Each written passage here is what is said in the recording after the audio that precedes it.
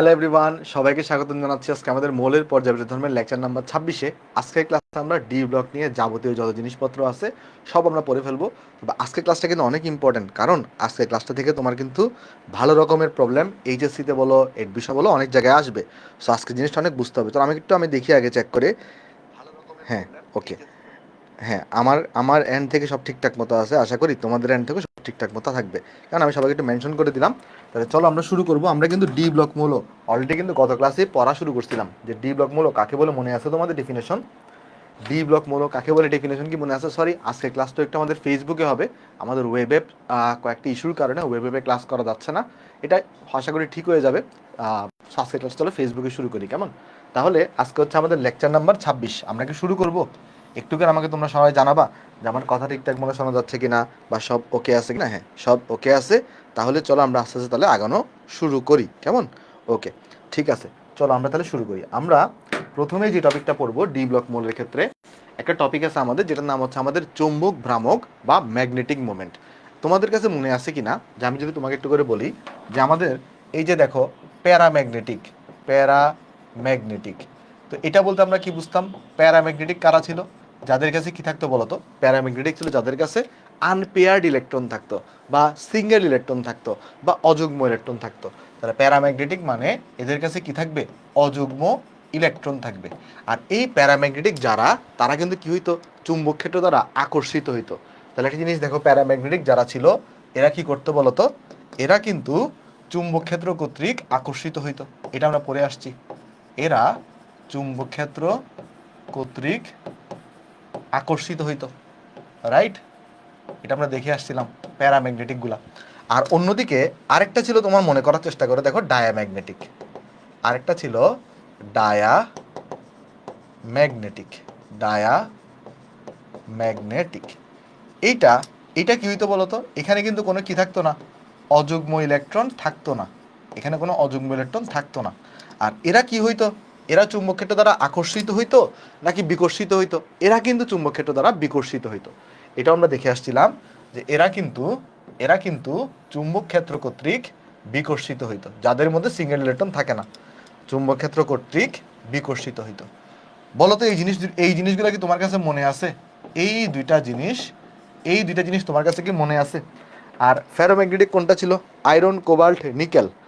এই দুইটা জিনিস দেখো, এগুলো একদম এই এখন মাত্র শুরু করছি পড়া, নতুন মানে এই দুইটা জিনিস মাত্র পড়ালাম, এগুলো তুমি আগেই পড়ে আসছো। যে প্যারাম্যাগনেটিক মানে কিভাবে চিনবো কোনটা প্যারাম্যাগনেটিক? যদি সিঙ্গেল ইলেকট্রন থাকে বা অযুগ্ম ইলেকট্রন থাকে, তাহলে সেটা হচ্ছে প্যারাম্যাগনেটিক। এবং প্যারাম্যাগনেটিকগুলো চুম্বক ক্ষেত্র কর্তৃক আকর্ষিত হয়, ডায়াম্যাগনেটিকগুলো চুম্বক ক্ষেত্র কর্তৃক বিকর্ষিত হয়। এখন তুমি চিন্তা করে দেখো, যত বেশি মানে ধরো আকর্ষিত হচ্ছে, ঠিক আছে, বাট সবাই কি সেম পরিমাণ আকর্ষিত হয়? সকল চুম্বক পদার্থ না, কোনোটা একটু বেশি আকর্ষিত হবে, কোনোটা একটু কম পরিমাণ আকর্ষিত হবে।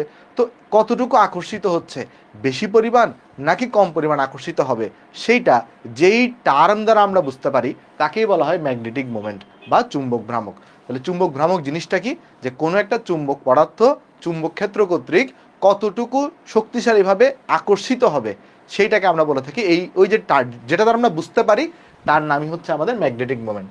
তাহলে দেখো, ম্যাগনেটিক মোমেন্টের ডেফিনেশন কি? কোনো একটা পদার্থ এই যে চুম্বকের দিকে আকৃষ্ট হবে নাকি বিকর্ষিত হবে, আর কতটা শক্তিশালীভাবে হবে, মানে এটা কতটা শক্তিশালীভাবে আকর্ষিত হবে বা বিকর্ষিত হবে, সেটা আমরা যেটা দ্বারা বুঝতে পারি তার নামই হচ্ছে আমাদের ম্যাগনেটিক মোমেন্ট। দেখো, আমাদের কিন্তু এইচএসসিতে অথবা এডমিশনে ম্যাগনেটিক মোমেন্টের ডেফিনেশন আসে না, ম্যাগনেটিক মোমেন্টের যে একটা ফর্মুলা আছে সেখান থেকে তোমার এমসিকিউ আসতে পারে। তারপরে তোমাকে আমি ম্যাগনেটিক মোমেন্ট দ্বারা অ্যাকচুয়ালি কি বুঝায় বোঝানোর চেষ্টা করছি। যেমন এখানে দেখো, একটা চুম্বক ক্ষেত্র আমরা এখানে নিছি, যে একটা একটা চুম্বকের এখানে নর্থ পোল থেকে সাউথ পোল থাকে, তার এখান থেকে কিন্তু অনেকগুলো চুম্বক বড় রেখা বের হয়। এটাই বলছে চুম্বক পদার্থ। এই চুম্বক পদার্থের কাছে যদি তুমি একটা যে কোনো পদার্থকে আনো, সেটা কি কতটুকু শক্তিশালীভাবে আকর্ষিত হবে বা বিকর্ষিত হবে, সেটা আমরা যেই জিনিসটা দ্বারা বুঝতে পারি তাকে আমরা বলি চুম্বক ভ্রামক। যেমন চুম্বক ভ্রামকের একটা সূত্র আছে, যেমন চুম্বক ভ্রামক, চুম্বক চুম্বক চুম্বক ভ্রামক, এইটার একটা সূত্র আছে। এটাকে আমরা মিউ দিয়ে প্রকাশ করি। চুম্বক ভ্রামক বা ম্যাগনেটিক মোমেন্ট যাই তুমি বলো, চুম্বক ভ্রামক বা ম্যাগনেটিক মোমেন্ট, ম্যাগনেটিক মোমেন্ট, এই মিউয়ের সূত্র হচ্ছে মিউ ইকুয়াল টু হয়ে থাকে root over of n into n plus two, n into n plus two হয়ে থাকে। তাহলে চুম্বক ভ্রামকের ফর্মুলা কি বলো তো একটু করে। চুম্বক ভ্রামকের ফর্মুলা হচ্ছে √n × n+2। n মানে কি? n মানে হচ্ছে অযুগ্ম ইলেকট্রন সংখ্যা। n এর পরিচয় কি বলতো? n এর পরিচয় হচ্ছে অযুগ্ম অযুগ্ম ইলেকট্রন সংখ্যা। তাহলে n এর পরিচয় কি? অযুগ্ম ইলেকট্রন সংখ্যা।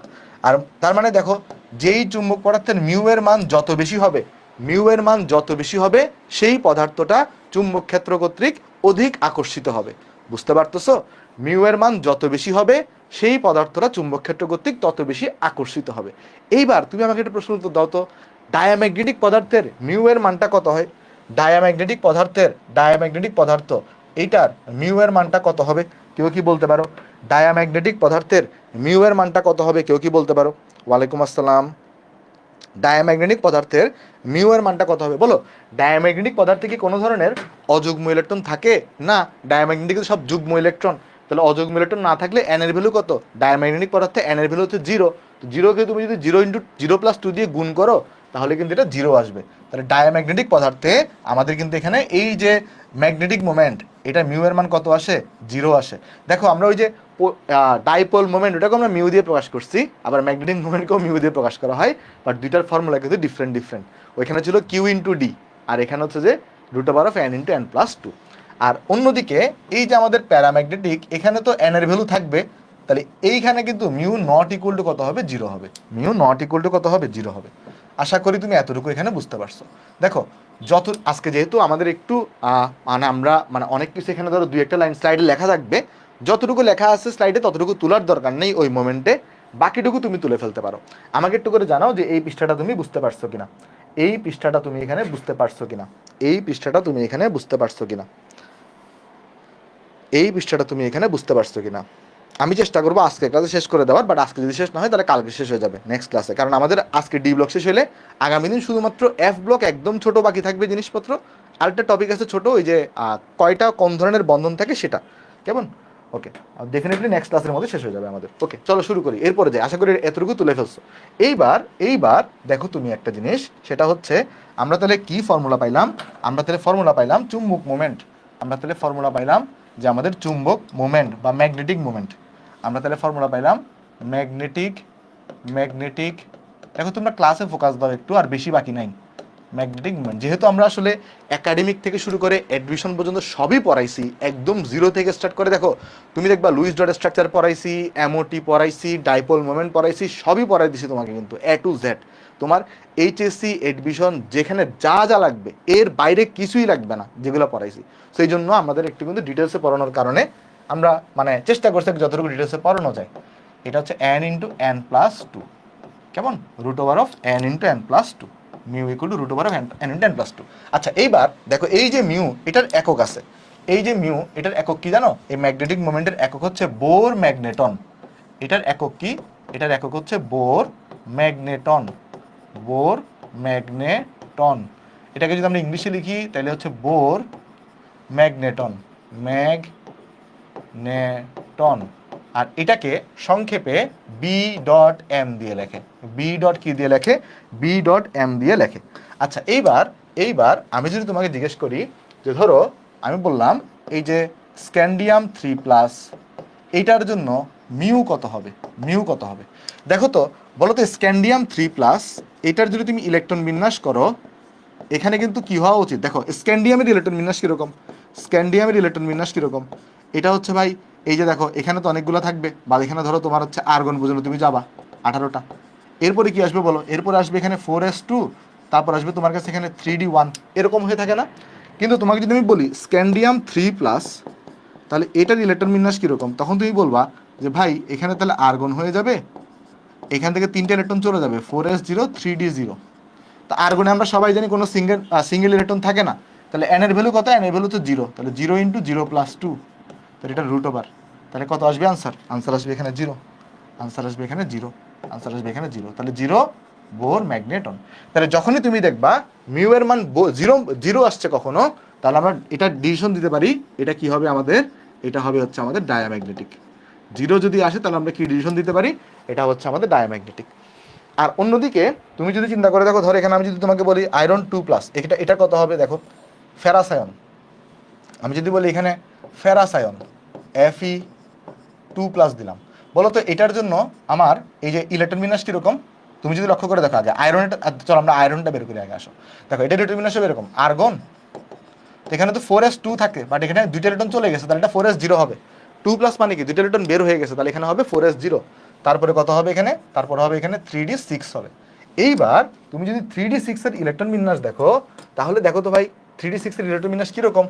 দেখো 3d6টা কীরকম করে থাকে বলো তো? ওই যে হুন্ডা নীতি অনুযায়ী প্রথমে একটা করে ইলেকট্রন প্রবেশ করে, একটা করে ইলেকট্রন প্রবেশ করবে, একটা করে ইলেকট্রন প্রবেশ করবে, তারপরে d6 আছে, তাহলে আরেকটা ইলেকট্রন চলে আসবে এখানে, তাহলে এটা হচ্ছে 3d6 এর ইলেকট্রন বিন্যাস।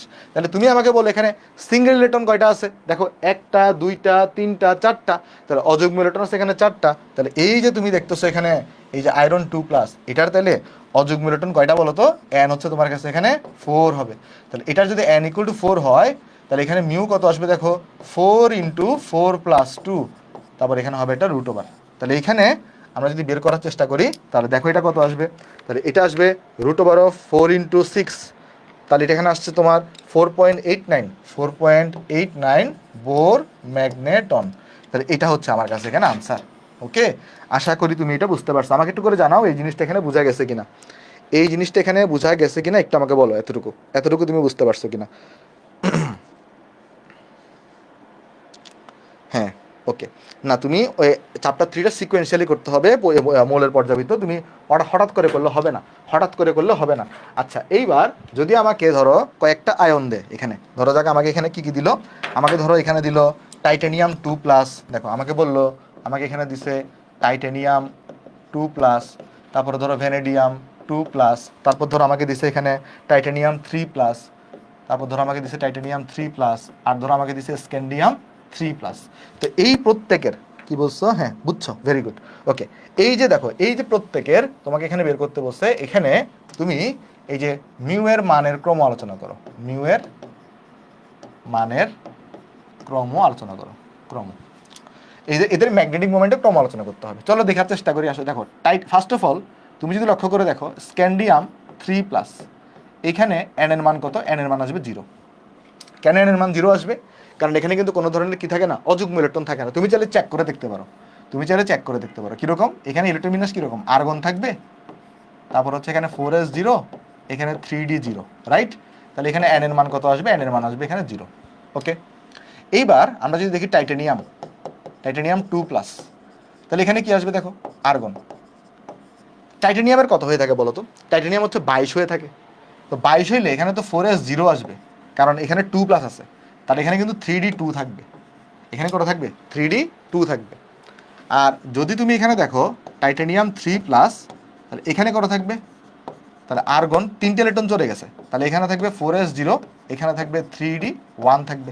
কারণ এখানে দেখো টাইটানিয়াম কত ছিল? 22 ছিল, এটা 22 ছিল, আর এটা ছিল 21। তাহলে 22 মানে কি, ওই যে 4s2 3d2 আছে, 4s2 3d2 আছে, তো এখানে তো 3+, তার মানে 4টে ইলেকট্রন চলে গেছে, তাহলে 4s থেকে 2টা যাবে, 3d থেকে একটা যাবে, রাইট? আর কি আছে আরেকটা বলো তো, এখানে ভ্যানেডিয়াম 2+, তাহলে ভ্যানেডিয়াম কত? স্ক্যান্ডিয়াম, টাইটানিয়াম, ভ্যানেডিয়াম, তাহলে ভ্যানেডিয়াম হচ্ছে 23। তাহলে এখানে থাকবে দেখো কত, এখানে এখানে থাকবে আর্গন, আর এখানে থাকবে তাহলে 4s0 হয়ে যাবে, কারণ এখানে 2+ আছে, আর এখানে থাকবে 3d3 থাকবে। দেখো তো এতটুকু এখানে বুঝতে পারছো কিনা, একটু করে আমাকে বলো এতটুকু তুমি এখানে বুঝতে পারছো কিনা, এতটুকু কি বোঝা গেছে ইলেকট্রন বিন্যাসগুলো? একটু করে আমাকে কমেন্টে জানাও যে এতটুকু তুমি ইলেকট্রন বিন্যাসগুলো বুঝতে পারছো কিনা। মিরাজ, তাহলে তুমি একটু সিকোয়েন্সিয়ালি ক্লাসগুলো করতে হবে, তুমি হঠাৎ করে ক্লাসগুলো বুঝবা না, কারণ একদম এই চ্যাপ্টারটা সিকোয়েন্সিয়ালি আমরা পড়াইছি। আচ্ছা, এইবার যদি তুমি একটু করে প্রত্যেকের আমি ইলেকট্রন বিন্যাসগুলো এখানে পাশাপাশি দেখাই দিই, শুধু ডিটাকে দেখাই দিই। আসো, যদি শুধু ডিটাকে আমি দেখাই দিই, শুধু ডি এর ইলেকট্রন বিন্যাসটা যদি আমি দেখাই, তাহলে দেখো এখন তোমার আইডিয়া ক্লিয়ার হয়ে যাবে। এই যে দেখো এখানে দেখাচ্ছি ইলেকট্রন বিন্যাসটা, দেখো ফার্স্টে এখানে আছে 3d2। তো 3d2 মানে কীরকম, একটা ইলেকট্রন এখানে, একটা ইলেকট্রন এখানে, এখানে আছে 3d1, তাহলে এখানে একটা ইলেকট্রন, এখানে আছে 3d3, তাহলে এখানে এক, এখানে এক, এখানে এক। দেখো ভাই এই জায়গাতে n এর মান কত? এই জায়গাতে n এর মান হচ্ছে 2, এই জায়গাতে n এর মান হচ্ছে 1, আর এই জায়গাতে n এর মান হচ্ছে কত? এই জায়গাতে n এর মান হচ্ছে 3। কারণ দেখো সিঙ্গেল ইলেকট্রন 3টা আছে এখানে, এই জায়গায় 3টা। তাহলে তুমি অলরেডি দেখে আসছো যার n এর মান যত বড় তার মিউ তত বড় হয়ে থাকে। আমরা সবাই জানি না যে মিউ ইকুয়াল টু কত, এই যে ম্যাগনেটিক মোমেন্টটা n × n+2। তাহলে যার n এর মান যত বেশি, আর এখানে √ওভার হবে, যার n এর মান যত বেশি, যার n এর মান যত বেশি, যার n এটা যত বেশি হবে মিউ তত বেশি হবে। তাহলে তুমি লক্ষ্য করে দেখো এন সব থেকে বেশি কার, এই যে ভ্যানাডিয়াম 2+এর, তাহলে ভ্যানাডিয়াম 2+, এটার তাহলে মিউ এর মান সব থেকে বড়। তারপরে কি আসবে? তারপর আসবে টাইটানিয়াম 2+, তারপর আসবে এখানে টাইটানিয়াম 2+, এরপরে কি আসবে? টাইটানিয়াম 3+, আর সবার শেষে গিয়ে কি আসবে বলো তো? স্ক্যান্ডিয়াম 3+ আসবে। তাহলে এইটা হচ্ছে আমার কিসের মানের ক্রম? মিউ এর মানের ক্রম। আমাকে একটু জানাও এই জিনিসটা এখানে বুঝতে পারছো কিনা, একটু করে আমাকে বলো এতটুকু তুমি এখানে বুঝতে পারছো কিনা। বোঝা গেছে জিনিসটা? বলো এতটুকু কি বুঝতে পারছি আমরা সবাই? যতটুকু পারো ততটুকু তুলো, বাকিটা তুমি ক্লাসের পরে তুলে নিও। হ্যাঁ, ওকে। পরিবেশ রসায়নটা তোমাদের সাথে ডিসকাশন করে শুরু করবো। আমাদের কিন্তু কর্মমুখী রসায়নে মোট 4টা ক্লাস লাগবে, 4টা ক্লাসের মাধ্যমে পুরো কর্মমুখী রসায়ন শেষ হবে। তো ওই তোমাদের থেকে ডিসকাশন করবো যে কর্মমুখী রসায়নের পর শুরু করবো নাকি পরিবেশ রসায়ন শুরু করবো, কেমন? কারণ পরিবেশ রসায়নে আমাদের মোটামুটি 13টার মতো ক্লাস লাগবে, 12 থেকে 13টা ক্লাস লাগবে পরিবেশ রসায়নে, ঠিক আছে? পরিবেশ রসায়নের ছোট চ্যাপ্টার, কর্মমুখী রসায়নের ছোট চ্যাপ্টার। চলো এখন আমরা অনেক গুরুত্বপূর্ণ একটা জিনিস আলোচনা করব, যার নাম হচ্ছে আমাদের অবস্থান্তর মৌল, বা এটাকে আমরা বলি ট্রানজিশন এলিমেন্ট। অবস্থান্তর মৌল অথবা যেটাকে আমরা কি বলি? ট্রানজিশন এলিমেন্ট বলে থাকি। দেখো প্রথম কথা অবস্থান্তর মৌল বা ট্রানজিশন এলিমেন্ট জিনিসটা কি? দেখো ধরো কিছু ডি ব্লক মৌল আছে। আচ্ছা একটা জিনিস আগে আলোচনা করি আসো। ধরো আমি যদি জিজ্ঞেস করি স্ক্যান্ডিয়াম, তোমাকে আমি জিজ্ঞেস করলাম এই যে স্ক্যান্ডিয়াম, এইটার জারণ অবস্থা কত হইতে পারে? মনে আছে তোমাকে পড়াইছিলাম না যে ওই যে ধরো পরিবর্তনশীল জারণ স্ক্যান্ডিয়ামের ক্ষেত্রে শুধু +3 হয়। স্ক্যান্ডিয়ামের একটা স্থায়ী জারণ অবস্থা হচ্ছে +3।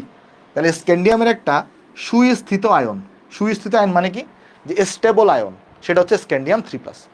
আমি যদি তোমাকে জিজ্ঞেস করি আয়রনের বেলায়, তুমি যদি লক্ষ্য করো এর সুস্থিত আয়ন কোনগুলা বা স্টেবল আয়ন কোনগুলা, একটা হইতে পারে Fe2+, একটা হইতে পারে Fe3+, আরও আছে, বাট এগুলো হচ্ছে কমন। আমি যদি তোমাকে জিজ্ঞেস করি কপারের স্টেবল আয়ন কোনটা বলতে পারবা? তুমি যদি একটু করে গত ক্লাসের লেকচার শিটটা খুলো, দেখবে এখানে লিখে দিয়েছিলাম কপারের জারণ মান +1 হইতে পারে, আবার +2 হইতে পারে। তাহলে কপারের স্টেবল আয়ন হচ্ছে একটা হইতে পারে কপার প্লাস, আবার একটা হইতে পারে কপার 2+। এইবার দেখো অবস্থান্তর মৌল কাকে বলবে? অবস্থান্তর মৌলের ডেফিনেশন হচ্ছে কোন একটা মৌলের সুস্থিত অন্তত একটা সুস্থিত আয়নেও যদি ডি অরবিটালটা আংশিক পূর্ণ থাকে। তাহলে কি বলছে? কোন একটা মৌলের যে অন্তত একটা সুস্থিত আয়নে, অন্তত একটা সুস্থিত আয়নে যদি ডি অরবিটালটা আংশিক পূর্ণ থাকে, তাহলে সেটাকে আমরা বলবো অবস্থান্তর মৌল। এখন তোমার মনে প্রশ্ন আসতে পারে আংশিক পূর্ণ জিনিসটা কি ভাই? চলো এটা একটু ব্যাখ্যা করার চেষ্টা করি। দেখো ধরো আমি যদি তোমাকে বলি D0 অবস্থায় আছে, এটাকে আমরা বলতে পারি ফাঁকা অবস্থা। ধরো D10, এটাকে আমরা বলতে পারি পূর্ণ অবস্থা। কিন্তু যদি ডি এর মধ্যে ইলেকট্রন 1 থেকে 9টা থাকে, কয়টা থাকে? 1 থেকে 9টা থাকে, তাহলে এটাকে আমরা বলি আংশিক পূর্ণ। আংশিক পূর্ণ অবস্থা। তাহলে যেটা বললাম, ধরো যদি কি হয় D0 থাকে, এটাকে বলে ফাঁকা অবস্থা। D10 থাকলে, কারণ ডি এর মধ্যে আমরা জানি 10টা ইলেকট্রন থাকতে পারে, তাহলে এটাকে বলে পূর্ণ অবস্থা। আর যদি ডি এর মধ্যে ইলেকট্রন 1 থেকে 9টা থাকে, এটাকে বলে আংশিক পূর্ণ অবস্থা। তো অবস্থান্তর মৌল কারা? যে সকল ডি ব্লক মৌলের অন্তত একটা সুস্থিত আয়নে বা স্টেবল আয়নে তোমার ডি অরবিটালটা আংশিক পূর্ণ থাকে, সেটাকে আমরা বলবো তোমার হচ্ছে অবস্থান্তর মৌল। তাহলে একটু করে বলো তো, স্ক্যান্ডিয়াম এটা কি অবস্থান্তর মৌল হবে? তুমি চেক করে দেখো, আসো খেয়াল করে দেখি। স্ক্যান্ডিয়ামের একটা সুস্থিত আয়ন কি আছে? স্ক্যান্ডিয়াম 3+ আছে, এর একটাই মাত্র স্টেবল আয়ন। তাহলে এটার যদি ইলেকট্রন বিন্যাস দেখো, এটার ইলেকট্রন বিন্যাস দেখবা তুমি এখানে এরকম আর্গন, তারপর দেখবা এখানে 4s0, তারপর দেখবা এখানে 3d0।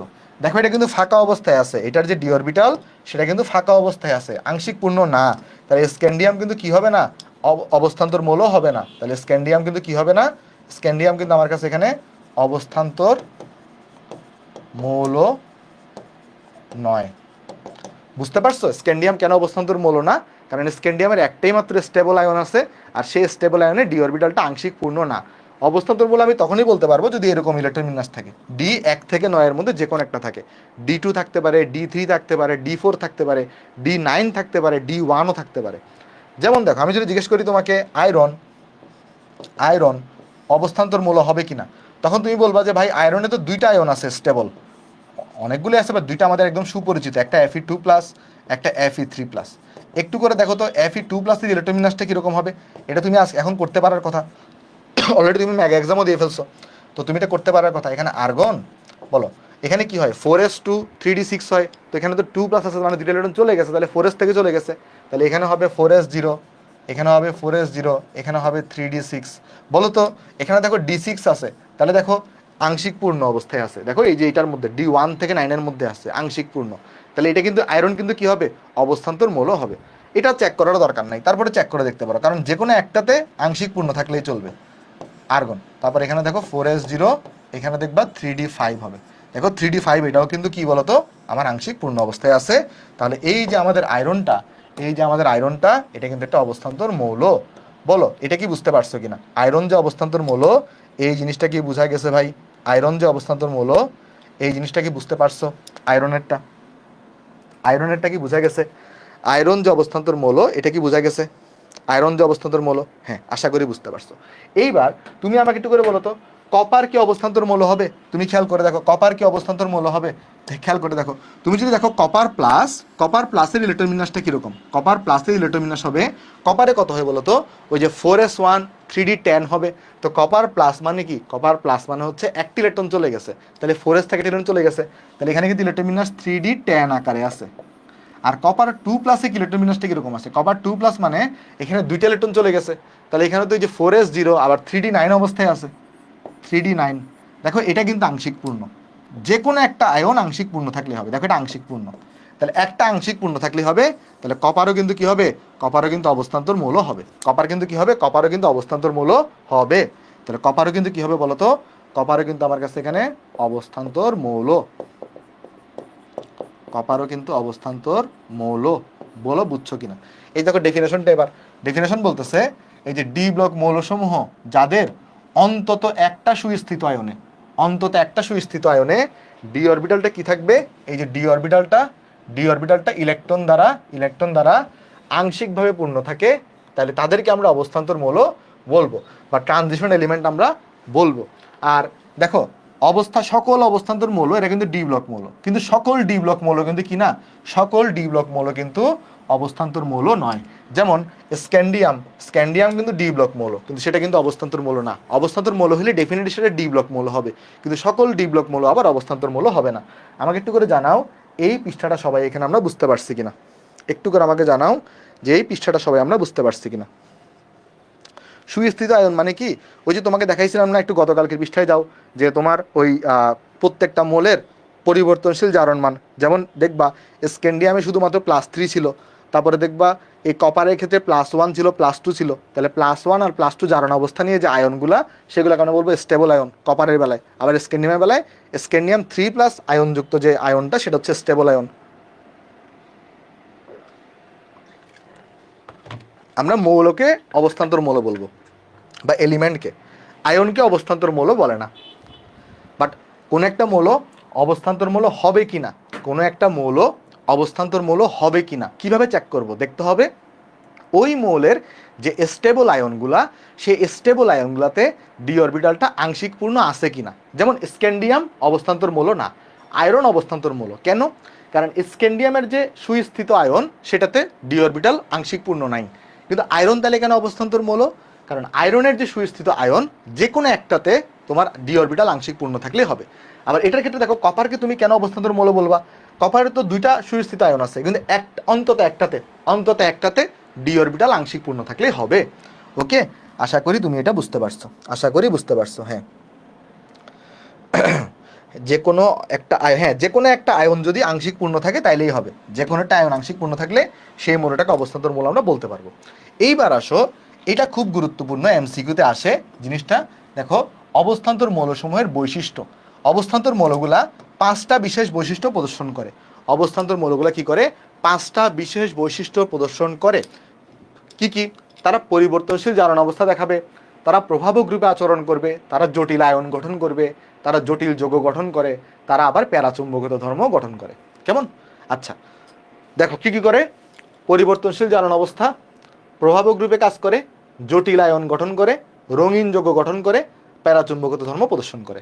আমাদের আজকের পড়াশোনা এই 5টা জিনিসকে নিয়ে হবে, ঠিক আছে? আমরা প্রতিটা জিনিস একদম ডিটেলসে ধরে ধরে তোমাকে ক্লিয়ার করবো, টেনশন নেওয়ার কোনো কারণ নেই। দেখো আমাকে বলো তো 1 নাম্বার জিনিসটা, এটা তোমাদেরকে পড়াইছি না? যে দেখো এই জিনিসটা তোমাকে লিখে দিয়েছিলাম, এবারে তোমার মনে পড়ে কিনা দেখো। স্ক্যান্ডিয়াম, তারপরে দেখো টাইটেনিয়াম, ভ্যানেডিয়াম, তারপর এখানে তোমার হচ্ছে ক্রোমিয়াম। দেখো এরকম এখানে +3 লিখছিলাম, এখানে +3, এখানে +4, এখানে +3, এখানে +4, এখানে +5, আবার দেখবে এখানে +3, এখানে +4, এখানে +5, এখানে +6। এই জিনিসটা লিখে দিয়েছিলাম না? মনে পড়ে জিনিসটা? একটু দেখো তো, আমাকে একটু করে বলো। এই জিনিসটা তোমাদেরকে লিখে দেওয়া হয়েছিল না? পরিবর্তনশীল জারণ অবস্থা, এটা কিন্তু তোমাকে লিখে দেওয়া হয়েছিল। আচ্ছা, কথা হচ্ছে অবস্থান্তর মৌলগুলা কেন পরিবর্তনশীল জারণ অবস্থা প্রদর্শন করতে পারে? কারণ এখানে আংশিক পূর্ণ ডি অরবিটাল থাকে বা ফাঁকা ডি অরবিটাল থাকে। এই কারণে সে তোমার হচ্ছে যে মোটামুটি ধরো এক একটা জারণ অবস্থা প্রদর্শন করতে পারে। এইটা অলরেডি তোমাদেরকে পড়ানো শেষ। বেসিক্যালি আমরা আলোচনা করবো আজকে এই 4টা নিয়ে। এই 4টার মধ্যে অলরেডি এই প্যারাচুম্বকত্ব, এটাও তুমি জানো। বেসিক্যালি এই 3টা নিয়ে আলোচনা করবো আমরা। এই 3টা জিনিস নিয়ে আলোচনা করবো। আমাদের অলরেডি এই 1 নাম্বার আর 5 নাম্বার জিনিস পড়ানো হয়ে গেছে। 1 নাম্বার আর 5 নাম্বার জিনিস তোমাদেরকে পড়ানো হয়ে গেছে। কোনো একটা জিনিস কিভাবে চেক করবা প্যারাচুম্বকত্ব কিনা বলো তো? দেখবা সিঙ্গেল ইলেকট্রন আছে কিনা। সিঙ্গেল ইলেকট্রন থাকলে প্যারাচুম্বক, না থাকলে ডায়াচুম্বক। এটা তো চেক করা খুবই সোজা। বলো তো জিঙ্ক প্যারাচুম্বক নাকি ডায়াচুম্বক? বলতে পারবা? জিঙ্ক প্যারাচুম্বক নাকি ডায়াচুম্বক? দেখো জিঙ্কের কোনো কি নাই, সিঙ্গেল ইলেকট্রন নাই, তাহলে জিঙ্ক কি হবে? জিঙ্ক হবে তোমার কাছে ডায়াচুম্বক। তোমাকে আমি যদি জিজ্ঞেস করি আয়রন 2+, বলো তো প্যারা নাকি ডায়া? আয়রন 2+, প্যারা নাকি ডায়া? তুমি বলবো যে ভাই আয়রন তো ফেরোম্যাগনেটিক। না, শুধু যদি আয়রন থাকে তাহলে সেটা ফেরোম্যাগনেটিক ধাতু হিসেবে থাকলে, বাট আয়রন হিসেবে থাকলে ফেরোম্যাগনেটিক না, হয় সেটা প্যারা হবে নাহলে সেটা ডায়া হবে। বাট এখানে দেখো সিঙ্গেল ইলেকট্রন আছে, এখানে দেখবা সিঙ্গেল ইলেকট্রন আছে, তাহলে এটা হবে প্যারাম্যাগনেটিক। বুঝা গেছে জিনিসগুলো? এগুলো কিন্তু তোমাকে পড়াইছি, জটিলায়ন কি বুঝাচ্ছি, জটিলায়ন কি বুঝাচ্ছি। ওকে, তাহলে আমরা চলো এই এই পৃষ্ঠাটা এগুলো এখন তোলার দরকার নাই। আমরা তাহলে এখন আলোচনা করবো আগে এই যে প্রভাবক গ্রুপে কীভাবে ক্রিয়া করে সেটা চলো আলোচনা করার চেষ্টা করি। দেখো ফার্স্ট অফ অল এটা এই টপিকটা তোমাদেরকে আবার রাসায়নিক পরিবর্তনও পড়ানো হবে। মানে আমরা রাসায়নিক পরিবর্তনের একটা টপিকই আছে প্রভাবক। আমরা একটা পুরা ক্লাসে 1.5 ঘন্টার ক্লাসে পুরা প্রভাবক নিয়ে আলোচনা করব। বাট প্রভাবক নিয়ে আমরা হালকা আইডিয়াটা এখানে দিব যতটুকু এই চ্যাপ্টারে লাগবে, ঠিক আছে? ডিটেলস আলোচনা আমরা রাসায়নিক পরিবর্তন চ্যাপ্টারে করব। দেখো এখানে যে জিনিসটা ফার্স্টে মাথায় রাখবা সেটা কি? সেটা হচ্ছে দেখো অবস্থান্তর ধাতুর প্রভাবন ক্রিয়া ব্যাখ্যার জন্য কয়টা তত্ত্ব আছে? 2টা তত্ত্ব আছে। একটা হচ্ছে অধিশোষণ প্রক্রিয়ার মাধ্যমে প্রভাবন। কিসের মাধ্যমে? অধিশোষণের মাধ্যমে প্রভাবন। আরেকটা হচ্ছে অন্তর্বর্তী যৌগ গঠন প্রক্রিয়ায় প্রভাবন। তাহলে এমসিকিউ আসতে পারে এরকম যে প্রভাবন প্রক্রিয়া কয় প্রকারের হইতে পারে বা প্রভাবন প্রক্রিয়া কয়ভাবে ঘটতে পারে? একটা হচ্ছে অধিশোষণের মাধ্যমে প্রভাবন করতে পারে, একটা হচ্ছে মধ্যবর্তী যৌগ গঠনের মাধ্যমে প্রভাবন হইতে পারে। নেক্সট 10 মিনিটে আমি তোমাকে প্রভাবকটা পুরোটাই শেষ করে দেবো, টেনশন নিও না। তাহলে আমাকে বলো প্রভাবন ক্রিয়াটা কয়ভাবে কাজ করতে পারে বা প্রভাবক কয়ভাবে কাজ করতে পারে? 2ভাবে। একটা হচ্ছে অধিশোষণের মাধ্যমে প্রভাবন, আরেকটা কি বলতো? মধ্যবর্তী যৌগ গঠনের মাধ্যমে প্রভাবন। এখন এটা টার্ম আসে যে ভাই একটা আমরা শিখছিলাম সবসময় একটা হচ্ছে একটা দেখো একটা হচ্ছে এরকম, একটা হচ্ছে অধিশোষণ, একটা হচ্ছে অধিশোষণ, আর একটা হচ্ছে শুধু শোষণ। এই দুটার মধ্যে ভাই পার্থক্য কি? দেখো এই ফিগারটার দিকে তুমি যদি একটু তাকাও তাহলে তুমি বুঝতে পারবা। দেখো একটা টার্ম আছে কি? একটা টার্ম আছে আমাদের অধিশোষণ বা যেটাকে আমরা অ্যাডজর্পশন বলি, অ্যাডি। আর আরেকটা আছে শোষণ, যেটাকে আমরা অ্যাবজর্পশন বলি। এই দুটার মধ্যে আসলে পার্থক্যটাকে আমি তোমাকে বুঝাই বলি। দেখো অধিশোষণে কি হবে? এই যে যেই পদার্থগুলা এইখানে তৃতীয় আরেকটা পদার্থের কাছে আসবে, এটা পৃষ্ঠতলে গিয়ে জমা হবে। এটা কোথায় জমা হবে? পৃষ্ঠতলে গিয়ে জমা হবে। যদি পৃষ্ঠতলে জমা হয় তাহলে সেটাকে আমরা বলি অধিশোষণ। কিন্তু যদি বাইরে থেকে মানে তোমার যে আগমনকৃত পদার্থ সেটা যদি পদার্থের ভিতরে ঢুকে যায়, তমুক পদার্থের ভিতরে ঢুকে যায়, এই যে দেখো ভিতরে ঢুকে যাচ্ছে, যদি ভিতরে ঢুকে যায় তাহলে এটাকে আমরা বলবো শোষণ হওয়া। বুঝতে পারছো শোষণ আর অধিশোষণের মধ্যে পার্থক্য কি? অধিশোষণ হচ্ছে যদি পৃষ্ঠতলে জমা হয়, যদি কি হয়? পৃষ্ঠতলে জমা হয় তাকে বলে অধিশোষণ। আর যদি বস্তুর ভিতরে প্রবেশ করে তাহলে সেটাকে বলে শোষণ। আর অধিশোষণের ইংলিশ টার্ম হচ্ছে অ্যাডজর্পশন, আর শোষণের ইংলিশ টার্ম হচ্ছে অ্যাবজর্পশন। বলো তো প্রভাবন কি বা প্রভাবক কি? শোষণের মাধ্যমে কাজ করে নাকি অধিশোষণের মাধ্যমে কাজ করে? প্রভাবক কিন্তু অধিশোষণের মাধ্যমে কাজ করে, শোষণের মাধ্যমে না। তাহলে আমাকে একটু করে আগে জানাও শোষণ আর অধিশোষণ এই দুটার মধ্যে পার্থক্য বুঝতে পারছো কিনা? নর্মালি ওই যে পি অরবিটালের ক্ষেত্রেও দেখাইতে পারে, যেমন ওই যে পি অরবিটালের ক্ষেত্রেও কিন্তু কাহিনী আছে দেখো পি পি ব্লক মৌল যেগুলো বলতেছো তুমি, তাই না? ওই যে তোমার ধরো ক্লোরিনও কিন্তু পরিবর্তনশীল জারণ অবস্থা দেখায়। কেন দেখায়? কারণ সেখানে ফাঁকা ডি অরবিটাল থাকে। পি অরবিটালের কারণে পরিবর্তনশীল জারণ অবস্থা হয় না, ফাঁকা ডি অরবিটালের কারণে হয়। ওকে, আচ্ছা এইবার আমরা চলো একটু করে ফার্স্টে আগে দেখবো আগে যে অধিশোষণের মাধ্যমে কিভাবে প্রভাবন ঘটে। আচ্ছা এটা তো আমরা একটু পরে আসতেছি, কেমন? আমরা চলো আগে দেখার চেষ্টা করি অধিশোষণের মাধ্যমে আসলে কিভাবে প্রভাবন ঘটে। প্রথম কথা, এই জিনিসগুলো তোমার সিকিউতে আসবে না। এখান থেকে কি আসবে প্রশ্ন এই চ্যাপ্টারে তোমার আসবে যে বলবে এরকম যে নিচের কোনটা প্রভাবনের ক্রিয়ার নাম। একটা হচ্ছে অধিশোষণের নাম, একটা হচ্ছে যে মধ্যবর্তী যৌগ গঠন। আর কিভাবে কাজ করে এটা জাস্ট শিখে রাখো, এটা আমরা চ্যাপ্টার 4-এ গিয়ে স্টেপ বাই স্টেপ লিখে দিব, বাট এই চ্যাপ্টারে এটা দরকার নাই। কেমন? কিভাবে কাজ করে তোমাকে আগে চলো দেখাই। দেখো একটা বিক্রিয়া আমরা লিখতেছি, কেমন? আচ্ছা তোমরা কি কখনো এই বিক্রিয়াটা দেখছো চোখে, যে CH2 ডাবল বন্ড CH2 আর এখানে হাইড্রোজেনকে দিচ্ছি, এখানে আমরা নিকেল প্রভাবককে রাখি, আর এখানে আমরা 180 ডিগ্রি সেলসিয়াস তাপমাত্রা দিই, তাহলে এখানে এটা CH3, এটা CH3-তে পরিণত হয়। এটাকে আমরা বলি ইথেন, আর এটাকে আমরা বলি ইথিন বা ইথিলিন। ইথিন বলি বা ইথিলিন বলি, বা এটাকে ইথিনও বলা হয়। তোমরা কি এই বিক্রিয়াটা জীবনও চোখে দেখছো কখনো? কখনো এই বিক্রিয়াটা? বলো তো, দেখছো না? 9-10-এ ছিল কিন্তু রিয়াকশনটা ছিল। এই রিয়াকশনটা তোমরা দেখো নাই কখনো, যে CH2 ডাবল বন্ড থাকতো, প্লাস হাইড্রোজেন যোগ হইতো, একটা হাইড্রোজেন এই কার্বনে আসবে, একটা হাইড্রোজেন এই কার্বনে যাবে, তারপর এখানে CH3 তৈরি হবে, ইথেন তৈরি হবে। তো এইখানে এইখানে এটা তুমি দেখছো জিনিসটা, এখানে তুমি লক্ষ্য করে দেখো, এটা হচ্ছে একটা বিক্রিয়ক, ইথিন বা ইথিলিন হচ্ছে একটা বিক্রিয়ক, হাইড্রোজেন একটা বিক্রিয়ক, আর নিকেল হচ্ছে এখানে প্রভাবক হিসেবে কাজ করে। নিকেল কি হিসেবে কাজ করে? নিকেল কাজ করে প্রভাবক হিসেবে। দেখো নিকেল যেটা আছে এটা কাজ করবে এখানে কি হিসেবে? প্রভাবক হিসেবে। তোমাকে কিন্তু একটা জিনিস আমি পড়াইছিলাম, মনে আছে কিনা দেখো, যে ডি ব্লক মৌলগুলা কিন্তু কখনো হাইড্রোজেনের সাথে বিক্রিয়া করে না, এরা প্রভাবক হিসেবে কাজ করে। এটা তোমাকে কিন্তু আমি ওই যে হাইড্রাইড গঠন এখানে পড়াইছিলাম তোমাকে আমি। আচ্ছা যেটাই হোক, দেখো এখন আমি এখানে ধরো একটা নিকেল খণ্ড খণ্ড নিছি, এখানে আমি একটা কি খণ্ড নিলাম? একটা নিকেলের খণ্ড নিলাম। তো এখানে হয় কি জানো? অধিশোষণের মধ্যে হয় কি জানো? অধিশোষণের মধ্যে হয় কি দেখো, এই যে দেখো, ধরো এটা একটা হাইড্রোজেন এইচ, ধরো কথা কথা এটা একটা H2 আছে, এটা একটা H2, এটা একটা H2। দেখো আমরা যখন একটা পাত্রে বিক্রিয়া সংঘটিত করব হাইড্রোজেন আর ইথিনের মধ্যে, তুমি কি একটা মাত্র হাইড্রোজেন আর একটা মাত্র ইথিনকে নিবা? না, এখানে কোটি কোটি হাইড্রোজেন থাকতে পারে, কোটি কোটি ইথিন থাকতে পারে, তাই না? তাহলে দেখো এখানে একটা হাইড্রোজেন আছে, এখানে একটা হাইড্রোজেন আছে। এখন তুমি চিন্তা করে দেখো, এই নিকেলের মধ্যে তুমি যদি নিকেলের যে ইলেকট্রন বিন্যাস যদি তুমি লক্ষ্য করে দেখো, এখানে ইলেকট্রন বিন্যাসে কিন্তু 3d8 থাকে। তাহলে বলতে পারবা যে নিকেলের যে ডি অরবিটাল, এখানে তোমার কয়টা ইলেকট্রন প্রবেশ করতে পারবে, আর বা এখানে ফাঁকা স্থান আছে কিনা খেয়াল করে দেখো। নিকেলের যে ইলেকট্রন বিন্যাস, এখানে কি ফাঁকা স্থান আছে নাকি নাই বলতে পারবা? নিকেলের ইলেকট্রন বিন্যাসে ফাঁকা স্থান আছে নাকি নাই? ডেফিনেটলি আছে, কারণ 3d8, কারণ এখানে আরও দুটো ইলেকট্রন প্রবেশ করতে পারে। তো যাদেরই ফাঁকা স্থান থাকে তারা কি করতে পারে? তারা বন্ধন গঠন করতে পারে। তো তখন কি করে, এই নিকেলে যেহেতু ফাঁকা ডি অরবিটাল আছে, তখন নিকেল বলে কি, যে হাইড্রোজেনটাকে, যে হাইড্রোজেন তুমি তাহলে আমার পৃষ্ঠতলে চলে আসো, পৃষ্ঠতলে এসে এই যে হাইড্রোজেনটা তখন কি করে, এই নিকেলের সাথে একটা দুর্বল বন্ধন গঠন করে। এটা কি করে বলো তো? দুর্বল বন্ধন, মানে এটা কোনো সমযোজী আয়নিক এরকম কোনো বন্ধন না। হাইড্রোজেনটা কি করে, এটা হাইড্রোজেনটা ভেঙে গিয়ে, হাইড্রোজেন এরকম ছিল, এটা ভেঙে গিয়ে এখানে সে নিকেলের যে পৃষ্ঠতল আছে সেখানে এসে জমা হয়। হাইড্রোজেনগুলো দেখো নিকেলের পৃষ্ঠে এসে জমা হয়েছে, এদের মধ্যে কিন্তু এখন আর বন্ধন নাই। এইটা এখানে একটা বন্ধন গঠিত হয়েছে, দুর্বল বন্ধন, এখানে একটা দুর্বল বন্ধন গঠিত হয়েছে নিকেলের পৃষ্ঠতলে। তাহলে পৃষ্ঠতলে জমা হয়েছে, তার এটাকে বলবো অধিশোষণ। আচ্ছা জমা হইলো। সেমভাবে দ্বিতীয় যে বিক্রিয়ক ইথিলিন বা ইথিন, সেও কিন্তু কি করবে, এই নিকেলের পৃষ্ঠ, এটা তো নিকেল পৃষ্ঠতল, এই নিকেল পৃষ্ঠতলে এসে জমা হবে। যখন জমা হবে তখন সে কি করে, একটা জিনিস দেখো তো, এখানে তো ডাবল বন্ড আছে, এই জমা হওয়ার সময় সে একটা বন্ড এখানে ভেঙে ফেলে। তখন কি হয়, তখন এই যে যেহেতু এই কার্বনের একটা হাত ফাঁকা হয়ে গেছে, তো এখানে তো এটা হাইড্রোজেন, এটা কিন্তু হাইড্রোজেন এখানে সুযোগ পেয়ে যায়, সে তখন কি করে, এই কার্বনের সাথে যুক্ত হয়। আর এখান থেকে একটা হাইড্রোজেন কি করবে, এখান থেকে একটা হাইড্রোজেন এই কার্বনের সাথে যুক্ত হবে।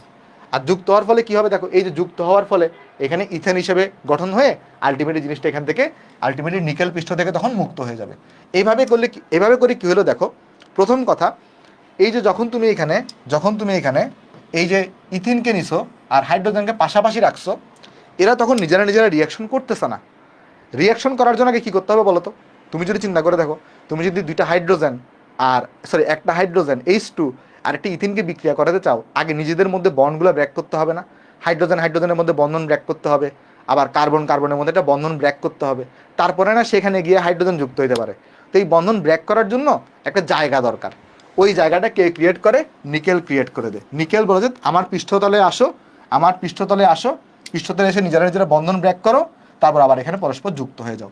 এভাবে পৃষ্ঠতলে এই নিকেল থাকার ফলে এই বিক্রিয়াটা কিন্তু অনেক স্মুথলি হইতে পারে।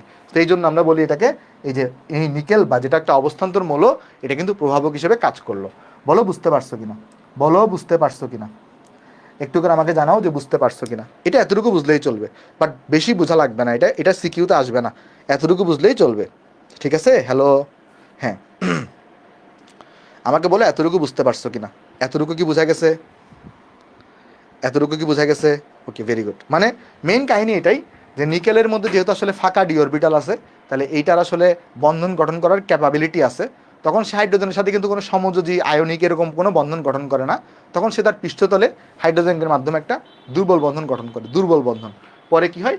এদের মধ্যে বন্ড ব্রেক হয়ে গেছে, এখানেও বন্ড ব্রেক হয়ে গেছে, এখানেও বন্ড ব্রেক হয়ে গেছে, ফলে এরা এরা ইন্টারাকশনের সুযোগ পায়, আর সুযোগ পাওয়ার পর আলটিমেটলি জিনিসটা এখান থেকে বের হয়ে যায়।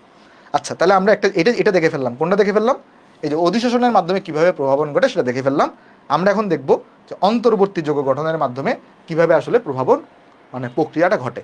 দেখো, একটা বিক্রিয়া লিখছি এখানে, sulphur dioxide plus half oxygen. এইখানে প্রভাবক হিসেবে আমরা ভ্যানাডিয়াম পেন্টঅক্সাইড ইউজ করি। এখানে আমরা এই ভ্যানাডিয়াম পেন্টঅক্সাইড এটাকে আমরা কি হিসেবে ইউজ করি? প্রভাবক হিসেবে ইউজ করি, প্রভাবক। তো এটা কি করে? আলটিমেটলি সালফার ট্রাইঅক্সাইড তৈরি করে। কাহিনী যেটা হয়, ফার্স্টে দেখো কাহিনী যেটা হয়, কাহিনী হচ্ছে এই যে সালফার ডাইঅক্সাইড সে সরাসরি অক্সিজেনের সাথে রিয়াকশন করে না। ফার্স্টে দেখো এটা দুই ধাপে ঘটে। দেখো ধাপ ওয়ান, ধাপ ওয়ান, ধাপ ওয়ানে কি হয়? এই যে সালফার ডাইঅক্সাইডটা আছে, এই সালফার ডাইঅক্সাইডটা রিয়াকশন করবে ভ্যানাডিয়াম পেন্টঅক্সাইডের সাথে, রিয়াকশন করবে ভ্যানাডিয়াম পেন্টঅক্সাইডের সাথে।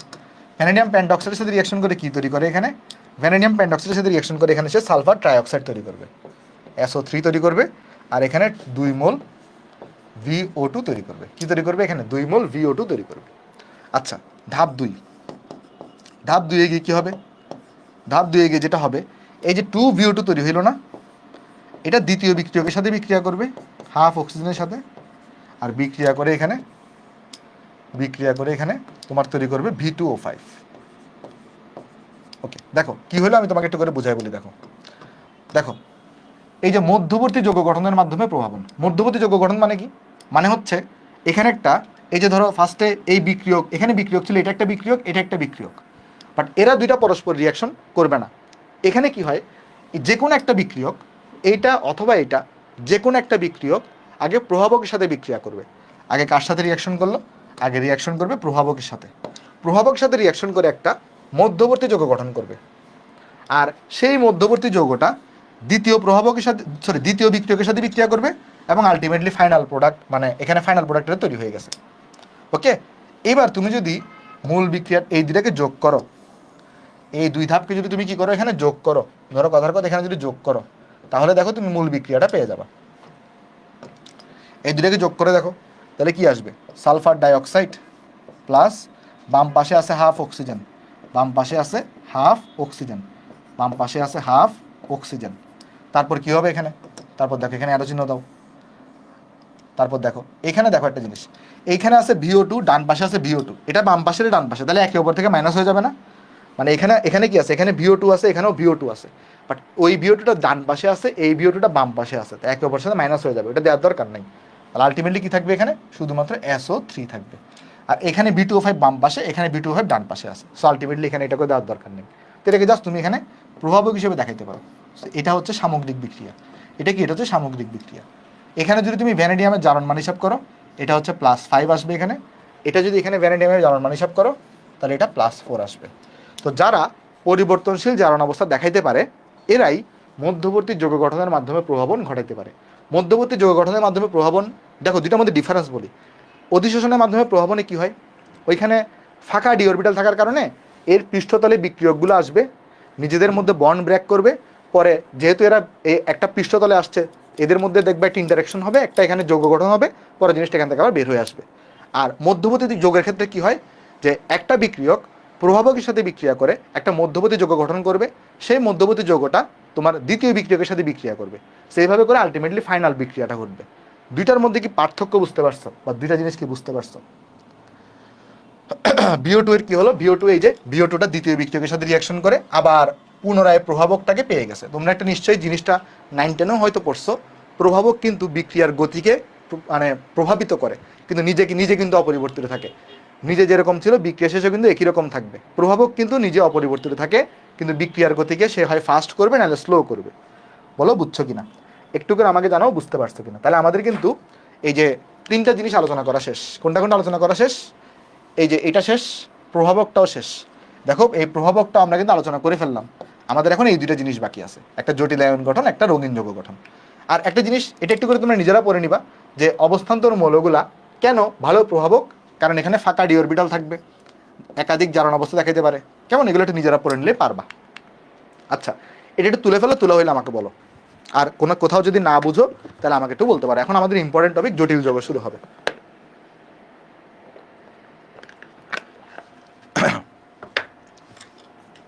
বলো বুঝছো কিনা, সবাই কি বুঝতে পারছি?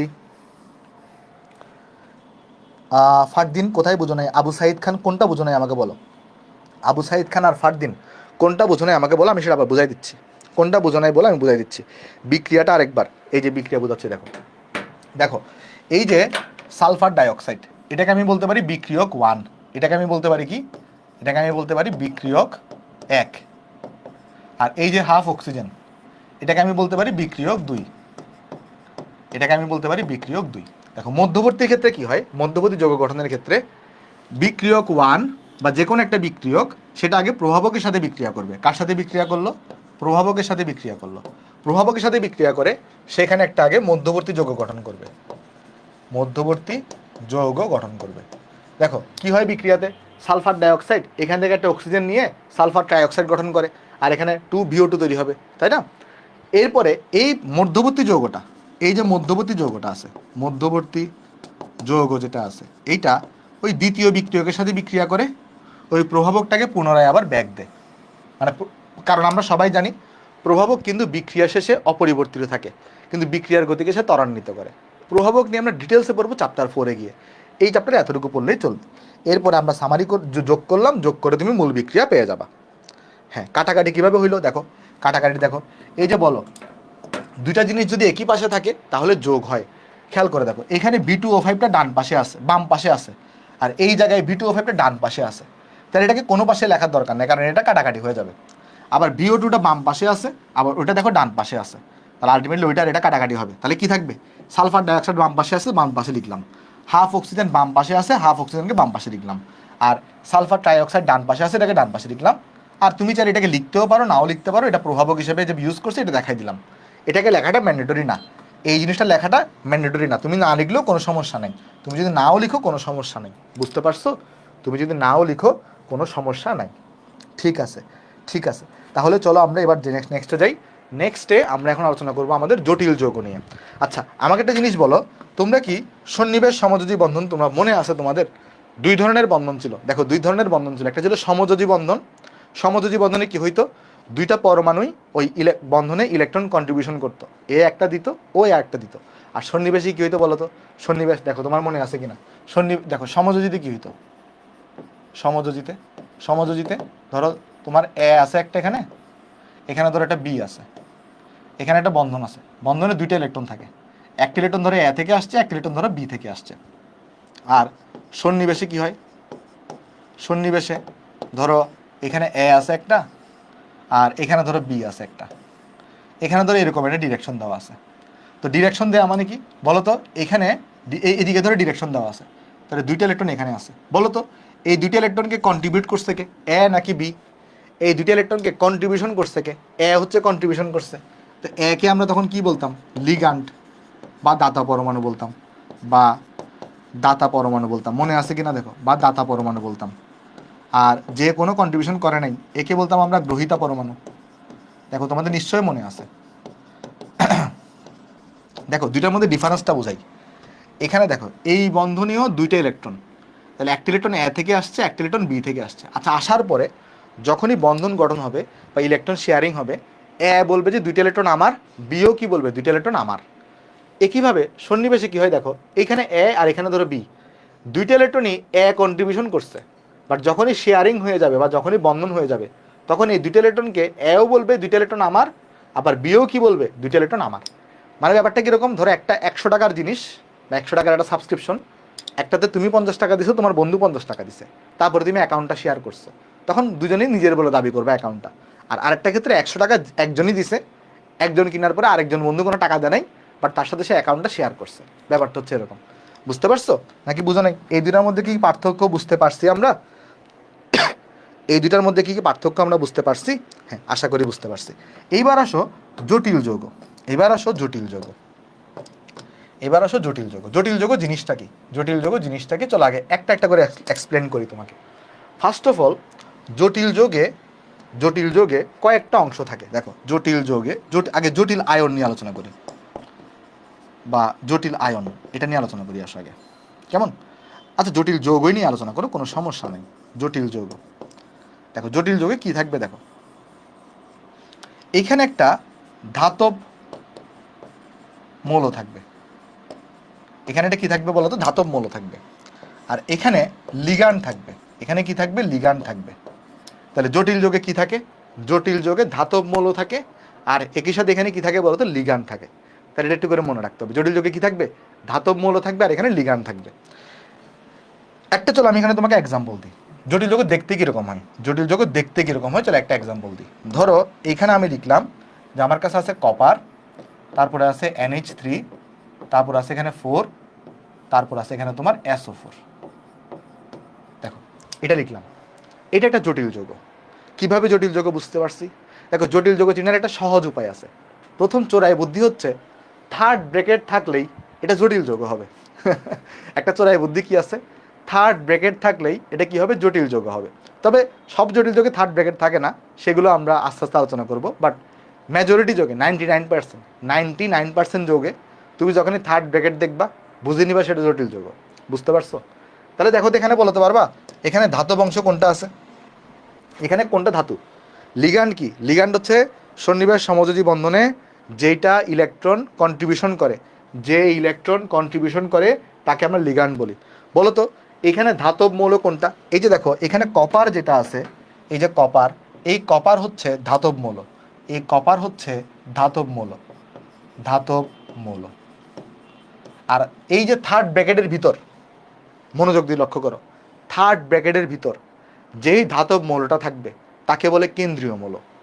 থার্ড ব্র্যাকেটের ভিতর, থার্ড ব্র্যাকেটের ভিতর, থার্ড ব্র্যাকেটের ভিতর যেই ধাতব মৌল থাকবে তাকে বলে কেন্দ্রীয় মৌল। বলো এতটুকু বুঝতে তোমাদের কারো কোনো সমস্যা আছে কিনা? আমি এই জিনিসটা স্টেপ বাই স্টেপ তোমাকে বুঝাবো, আর তুমি একটা আনসার দিও যে তুমি বুঝতে পারতেছো কিনা। বলো থার্ড ব্র্যাকেটের ভিতর, থার্ড ব্র্যাকেটের ভিতর এই যে ধাতব মৌল যেটা থাকে তাকে বলে কেন্দ্রীয় মৌল। আশা করি তোমার এতটুকু তুমি বুঝতে পারছো। এরপরে মনে রাখবা থার্ড ব্র্যাকেটের ভিতর কেন্দ্রীয় মৌল বাদে বাকি যা থাকবে তা হচ্ছে লিগ্যান্ড। থার্ড ব্র্যাকেটের ভিতর কেন্দ্রীয় মৌল বাদে বাকি যা থাকবে তা হচ্ছে লিগ্যান্ড। তাহলে এখানে লিগ্যান্ড কোনটা? লিগ্যান্ড কোনটা এখানে দেখো তো, এই থার্ড ব্র্যাকেটের ভিতর এই কেন্দ্রীয় মৌল বাদে বাকি যা আছে, ধরো অ্যামোনিয়া আছে না, অ্যামোনিয়া হচ্ছে এখানে লিগ্যান্ড। তাহলে অ্যামোনিয়া হচ্ছে এখানে কী হিসেবে কাজ করবে? অ্যামোনিয়া হচ্ছে এখানে লিগ্যান্ড। অ্যামোনিয়া এখানে কী হিসেবে কাজ করবে? অ্যামোনিয়া এখানে লিগ্যান্ড হিসেবে কাজ করবে। বোঝা গেছে? বোঝা গেছে। থার্ড ব্র্যাকেটের বাইরে, থার্ড ব্র্যাকেটের বাইরে যা থাকবে তাকে বলে কাউন্টার আয়ন। থার্ড ব্র্যাকেটের বাইরে যা থাকবে তাকে কি বলে? তাকে বলে কাউন্টার আয়ন। থার্ড ব্র্যাকেটের বাইরে যাই থাকবে তাকে বলে কাউন্টার আয়ন। তাহলে তিনটা জিনিস আছে। বলো এই তিনটা জিনিস সবাই বুঝতে পারছি কিনা? যেমন আমি তোমাকে আরও কিছু এক্সাম্পল দেখাই। ধরো আমাকে এখানে দিছে, K4 Fe CN6, ধরো আমাকে দিছে K4 Fe CN6 দিছে। তাহলে তুমি আমাকে বলো এই জায়গাতে এই যে এই ধাতব মৌল কোনটা? ধাতব মৌল হচ্ছে আয়রন, তাহলে এটাই হচ্ছে কেন্দ্রীয় মৌল।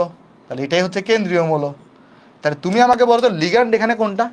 লিগ্যান্ড এখানে কোনটা? থার্ড ব্র্যাকেটের ভিতর যে কেন্দ্রীয় মৌল বাদে বাকি যা থাকবে তা হচ্ছে লিগ্যান্ড। তাহলে লিগ্যান্ড হচ্ছে এখানে কোনটা দেখো তো? এই যে সায়ানে, এই যে দেখো এই সায়ানাইট, এই যে সিএন, এই হচ্ছে লিগ্যান্ড, আচ্ছা, আর থার্ড ব্র্যাকেটের বাইরে যা থাকবে, ধরো এটা আগেও থাকতে পারে পরেও থাকতে পারে, থার্ড ব্র্যাকেটের বাইরে যা থাকবে তাকে আমরা বলবো কাউন্টার আয়ন। আমাকে আগে বলো এই তিনটা জিনিস তুমি বুঝতে পারছো কিনা, এই তিনটা জিনিস তুমি এখানে বুঝতে পারছো কিনা, এই তিনটা জিনিস তুমি এখানে বুঝতে পারছো কিনা, আমাকে আগে এতটুকু জানাও, আমাকে আগে এতটুকু জানাও যে এই তিনটা জিনিস তুমি এখানে বুঝতে পারছো কিনা, এই তিনটা জিনিস তুমি এখানে বুঝতে পারছো কিনা। আশা করি বুঝতে পারছো, আশা রাখতেছি যে বুঝতে পারছো। যদি বুঝে থাকো আমি নেক্সট পৃষ্ঠে একটু যাচ্ছি, এগুলো নিয়ে আরেকবার আলোচনা করি। দেখো দেখো আমরা এখানে তাহলে দুইটা জিনিস পাইলাম, আমরা এখানে তাহলে দুইটা জিনিস পাইলাম। কি কি পাইলাম দেখো, কি কি পাইলাম দেখো, মনোযোগ দিয়ে লক্ষ্য করি, আসো মনোযোগ দিয়ে লক্ষ্য করি। একটা আমরা পাইছি এখানে, একটা আমরা পাইছি এখানে এই যে Cu NH3 4, তারপরে পাইলাম এখানে আমরা SO4, আর আরেকটা পাইলাম আমরা এখানে K4 FeCN6 পাইলাম। আচ্ছা, এইবার আমরা এই দুইটাকে একটু আয়ন আকারে লিখতে যাচ্ছি। দেখো এগুলো তো পুরোটা হচ্ছে একটা জটিল যৌগ, পুরোটা মিলে হচ্ছে একটা জটিল যৌগ। দেখো এটা একটা জটিল যৌগ, ভালো করে দেখো এটা একটা জটিল যৌগ, আবার এটাও তোমার হচ্ছে একটা জটিল যৌগ, এটাও তোমার হচ্ছে একটা জটিল যৌগ। তাহলে এগুলো হচ্ছে জটিল যৌগ, তাহলে এটা কি, এটা হচ্ছে জটিল যৌগ, জটিল যৌগ। সেম ভাবে এটাও কি বলতো, এটাও হচ্ছে তোমার কাছে এখানে আছে জটিল যৌগ, বাট আমরা এটাকে একটু আয়ন আকারে লিখতে যাচ্ছি। একটা যৌগে একটা প্লাস চার্জ থাকতে পারে, একটা মাইনাস চার্জ থাকতে পারে। দেখো তো আমি এই জিনিসটাকে এভাবে লিখতে পারি কিনা, এই জিনিসটাকে দেখো আমি এভাবে লিখতে পারি কিনা, কোন জিনিসটাকে দেখো একটু করে দেখো, এই জিনিসটাকে দেখো এভাবে লেখা যায় কিনা, কোনভাবে, এটাকে আমি লিখতে পারি যে CuNH3 4, CuNH3 4 লিখলাম, থার্ড ব্র্যাকেট এখানে দিলাম, আর এখানে আছে SO4, SO4 এর চার্জ জানি কত ভাই, সেটা হচ্ছে 2-। কেউ কি বলতে পারবা যদি SO4টা 2- হয় তাহলে এই অংশটুকুর উপর চার্জ কত থাকবে, বলতে পারবা? দেখো SO4 হচ্ছে 2- হয়, তাহলে এই অংশটার চার্জ যদি -2 হয়, এই অংশটার চার্জ, এই অংশটার চার্জ যদি -2 হয়, আমরা জানি পুরো যৌগের চার্জ তো 0 হবে, তাহলে এই অংশটার চার্জ হবে +2, তাহলে এই অংশটার চার্জ হবে কত বলো, এই অংশটার চার্জ হবে +2, এই অংশটার চার্জ হবে +2। এটাকে এভাবে লেখা যায় কিনা, এই জটিল যৌগটাকে জাস্ট আমরা আয়ন আকারে ভাগ করছি। এইবার দেখো এইটাকেও চাইলে আমি আয়ন আকারে ভাগ করতে পারি, কিভাবে দেখো, এখানে পটাশিয়াম আছে 4টা, তাহলে এটাকে আমি চাইলে 4K+ লিখতে পারি, কি লিখতে পারি, 4K+ লিখতে পারি, 4টা পটাশিয়াম আছে এখানে। আর এইখানে কি আছে বাকি অবস্থায়, দেখো এখানে আছে FeCN6, এখানে আছে FeCN6, FeCN6, আর এটার উপর চার্জ কত হবে দেখো, এইখানে মোট চার্জ কত, মোট চার্জ হচ্ছে +4, তাহলে এইখানেও মোট চার্জ কত থাকবে, পুরোটাকে 0 করার জন্য -4, তাহলে এখানে চার্জ থাকবে -4। দেখো এতটুকু বুঝতে পারছো কিনা, আশা করি বুঝতে পারছো। তাহলে আমরা এটা বলতে পারি যে একটা জটিল যৌগের মধ্যে এই অংশটুকু দেখো, এই অংশটুকুকে, কোন অংশটুকুকে, এই অংশটুকুকে বা এই অংশটুকুকে বা এই অংশটুকুকে, এটাকে বলা হয় জটিল আয়ন, এটাকে বলবো জটিল আয়ন। জটিল যৌগের মধ্যে কাউন্টার আয়ন বাদে, জটিল যৌগের মধ্যে কাউন্টার আয়ন বাদে যেটা থাকবে তাকে বলে জটিল আয়ন। জটিল যৌগের মধ্যে কাউন্টার আয়ন বাদে যাই থাকবে তাকে বলা হয় জটিল আয়ন, তাকে বলা হয় জটিল আয়ন, তাকে বলা হয় জটিল আয়ন। বলো বুঝছো কিনা, একটু করে আমাকে বলো যে জটিল আয়ন এই কনসেপ্টগুলো তুমি এখানে বুঝতে পারছো কিনা, বুঝতে কি পেরেছো জিনিসগুলা, বলো তো ভাই, এগুলো কি বোঝা গেছে, এই জিনিসগুলা কি বুঝতে পারছো এখন এতটুকু? হ্যাঁ, সবসময় কেন্দ্রীয় মৌল থার্ড ব্র্যাকেটের ভিতরেই হবে, কখনো বাইরে হবে না। কেন্দ্রীয় মৌল সবসময় থার্ড ব্র্যাকেটের ভিতরেই হবে, থার্ড ব্র্যাকেটের আগে পরে যেটা থাকবে সেটা কাউন্টার আয়ন হবে সবসময়, থার্ড ব্র্যাকেটের আগে পরে যা থাকবে তা হবে কাউন্টার আয়ন।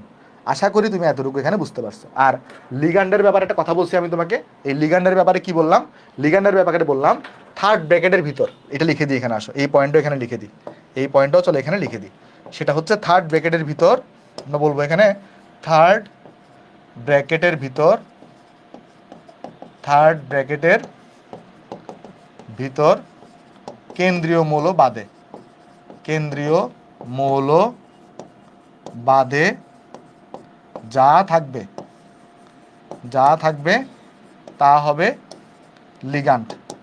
তাহলে থার্ড ব্র্যাকেটের ভিতর কেন্দ্রীয় মৌলবাদে যা থাকবে, থার্ড ব্র্যাকেটের ভিতর কেন্দ্রীয় মৌলবাদে যা থাকবে তা হবে লিগ্যান্ড। আচ্ছা একটু দাঁড়াও, তা হবে লিগ্যান্ড। একটা সেকেন্ড, এটাই ছোট করে দিই কেমন? হ্যাঁ, ওকে। থার্ড ব্র্যাকেটের ভিতর কেন্দ্রীয় মৌলবাদে যা থাকবে তা হবে কি লিগ্যান্ড। যেমন এখানে এটা লিগ্যান্ড, এখানে এটা লিগ্যান্ড। ওকে, আচ্ছা আশা করি তুমি এতটুকু এখানে বুঝতে পারছো। তাহলে আমরা নেক্সটে যাই, চলো আমরা নেক্সটে যাই, আসো নেক্সটে যাই, এতটুকু বুঝতে পারছো। ওকে, এইবার আমি চলো একটা পেজটাকে একটু কপি করি এখানে, এই পেজটাকে চলো একটু কপি করলাম, এখানে আমরা কপি করলাম, আমি চলো এটাকে ডিলিট করি একটু করে কেমন? দাঁড়াও, পুরোটা ডিলিট হয়ে গেছে, একটু করে দাঁড়াও। হ্যাঁ, ওকে চলো এবার একটা জিনিস দেখবো, একটা টার্ম আছে আমাদের এখানে যাকে আমরা বলি সন্নিবেশ সংখ্যা, যাকে আমরা কি বলি? সন্নিবেশ, দাঁড়াও, এটাকে আমরা বলি সন্নিবেশ সংখ্যা। সন্নিবেশ সংখ্যা, এটার ইংলিশ টার্ম হচ্ছে কোঅর্ডিনেশন নাম্বার। কোঅর্ডিনেশন, এটা জিনিসটা কিভাবে বুঝাচ্ছি, নাম্বার। আর এটাকে আমরা সংক্ষেপে C.N দিয়ে লিখি। কি দিয়ে লিখি?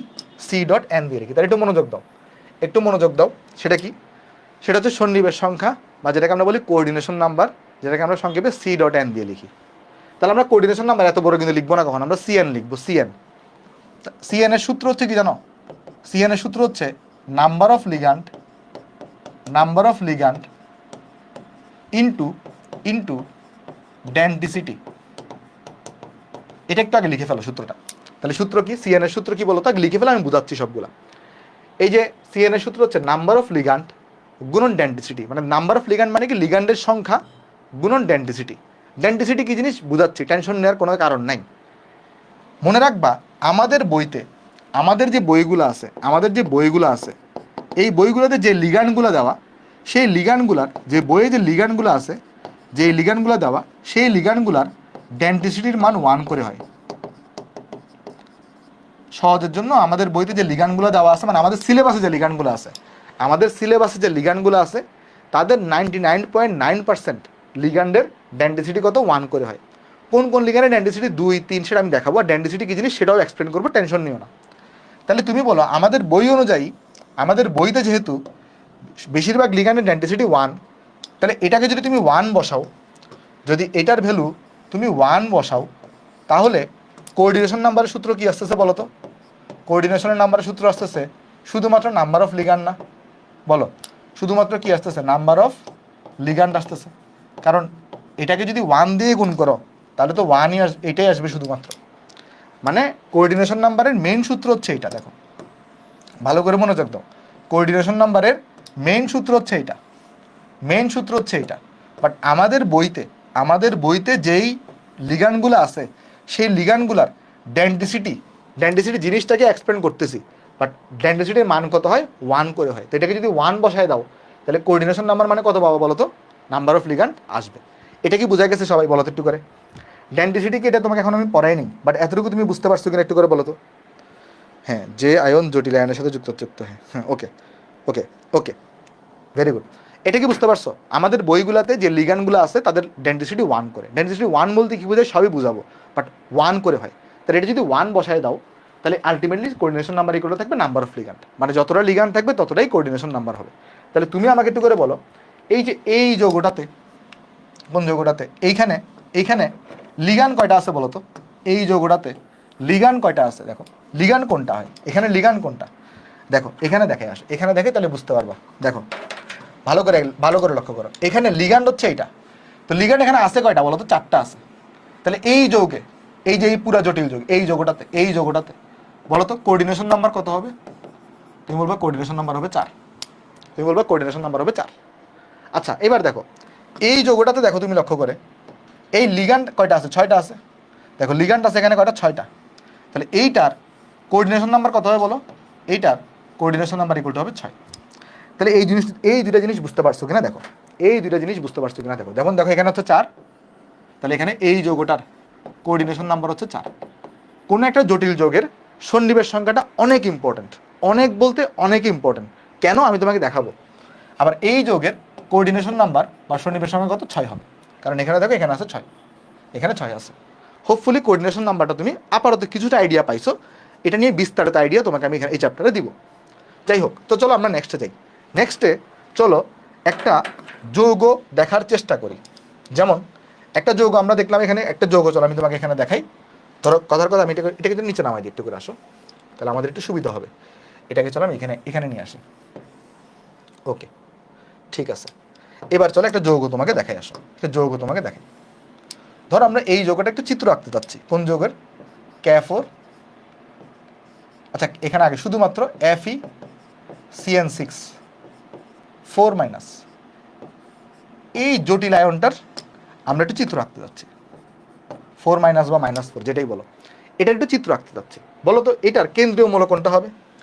এই যে এটার কেন্দ্রীয় মৌল কোনটা হবে? এটার কেন্দ্রীয় মৌল কোনটা হবে? তুমি বলো যে ভাই এখানে কেন্দ্রীয় মৌল হবে আয়রন। তুমি বলবা এই জায়গায় হচ্ছে ভাই কেন্দ্রীয় মৌল হবে কোনটা? কেন্দ্রীয় মৌল হবে আয়রন। এখানে কেন্দ্রীয় মৌল কোনটা হবে? কেন্দ্রীয় মৌল হবে আয়রন। তো কেন্দ্রীয় মৌলকে কোথায় বসাতে হয়? মাঝখানে বসাইতে হয়। তাহলে এখানে আয়রনটাকে বসাইলাম। আচ্ছা বসাইলাম, বসানোর পরে বলো তো এখানে সায়ানাইড, সায়ানাইড এখানে আছে কয়টা? 6টা। এখানে একটা CN বসাবা। সায়ানাইডগুলো কিন্তু মাইনাস আকার হয়, CN মাইনাস আকার হয়। তাহলে এখানে একটা সায়ানাইড বসাবা, CN মাইনাস। সায়ানাইড এখানে একটা বসাবা, CN মাইনাস। তারপরে তুমি এখানে একটা সায়ানাইড বসাবা, CN মাইনাস। তারপরে তুমি এখানে একটা সায়ানাইড বসাবা, CN মাইনাস। তারপরে তুমি এখানে একটা সায়ানাইড বসাবা, CN মাইনাস। এখানে একটা বসাবা, CN মাইনাস। এভাবে করে বসাবা। বসাইলা, বসাইলা, দেখো বসাইলা, দেখো তাহলে কি করলাম আমি এখানে? কেন্দ্রীয় মূল হচ্ছে আয়রন, আয়রনটাকে মাঝখানে বসাইলাম। সায়ানাইড আছে কয়টা? 6টা। 6টাকে আমি 6 দিকে বসাইলাম।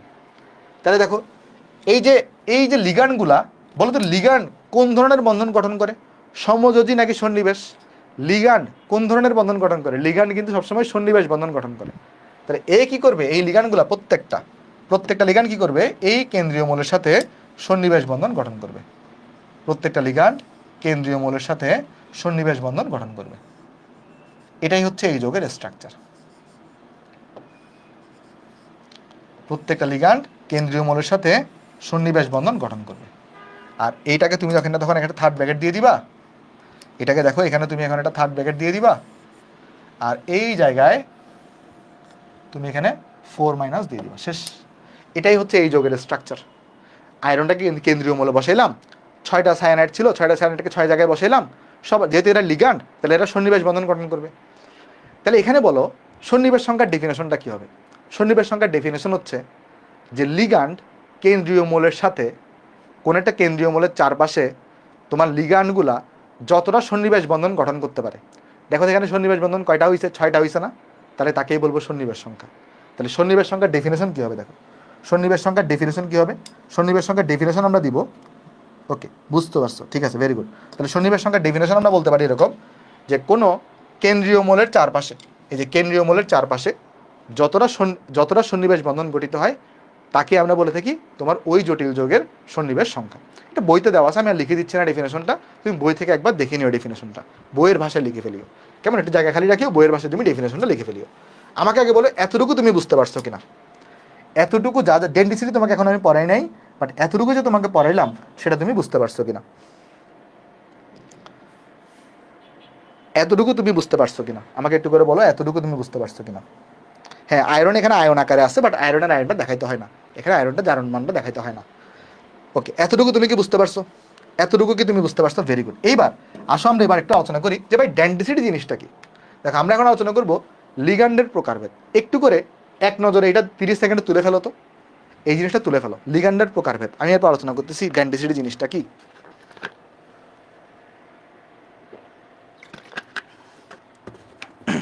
ওকে, চলো আলোচনা করি। দেখো লিগান্ডকে আমরা দুই ভাগে ভাগ করতে পারি। একটা হচ্ছে ডেন্টিসিটির ভিত্তিতে লিগান্ড, আরেকটা হচ্ছে শক্তির ভিত্তিতে লিগান্ড। প্রথমে আলোচনা করব ডেন্টিসিটির ভিত্তিতে লিগান্ড। ডেন্টিসিটির ভিত্তিতে লিগান্ড 3 প্রকার হইতে পারে: মোনোডেন্টেড, ডাইডেন্টেড, পলিডেন্টেড। চলো দেখাই, উদাহরণ দেখাই, উদাহরণ দেখালে বুঝতে পারবা। যেমন প্রথমে যেটা আছে মোনোডেন্টেড, ধরো এখানে এরকম আছে, ধরো অ্যামোনিয়া NH3,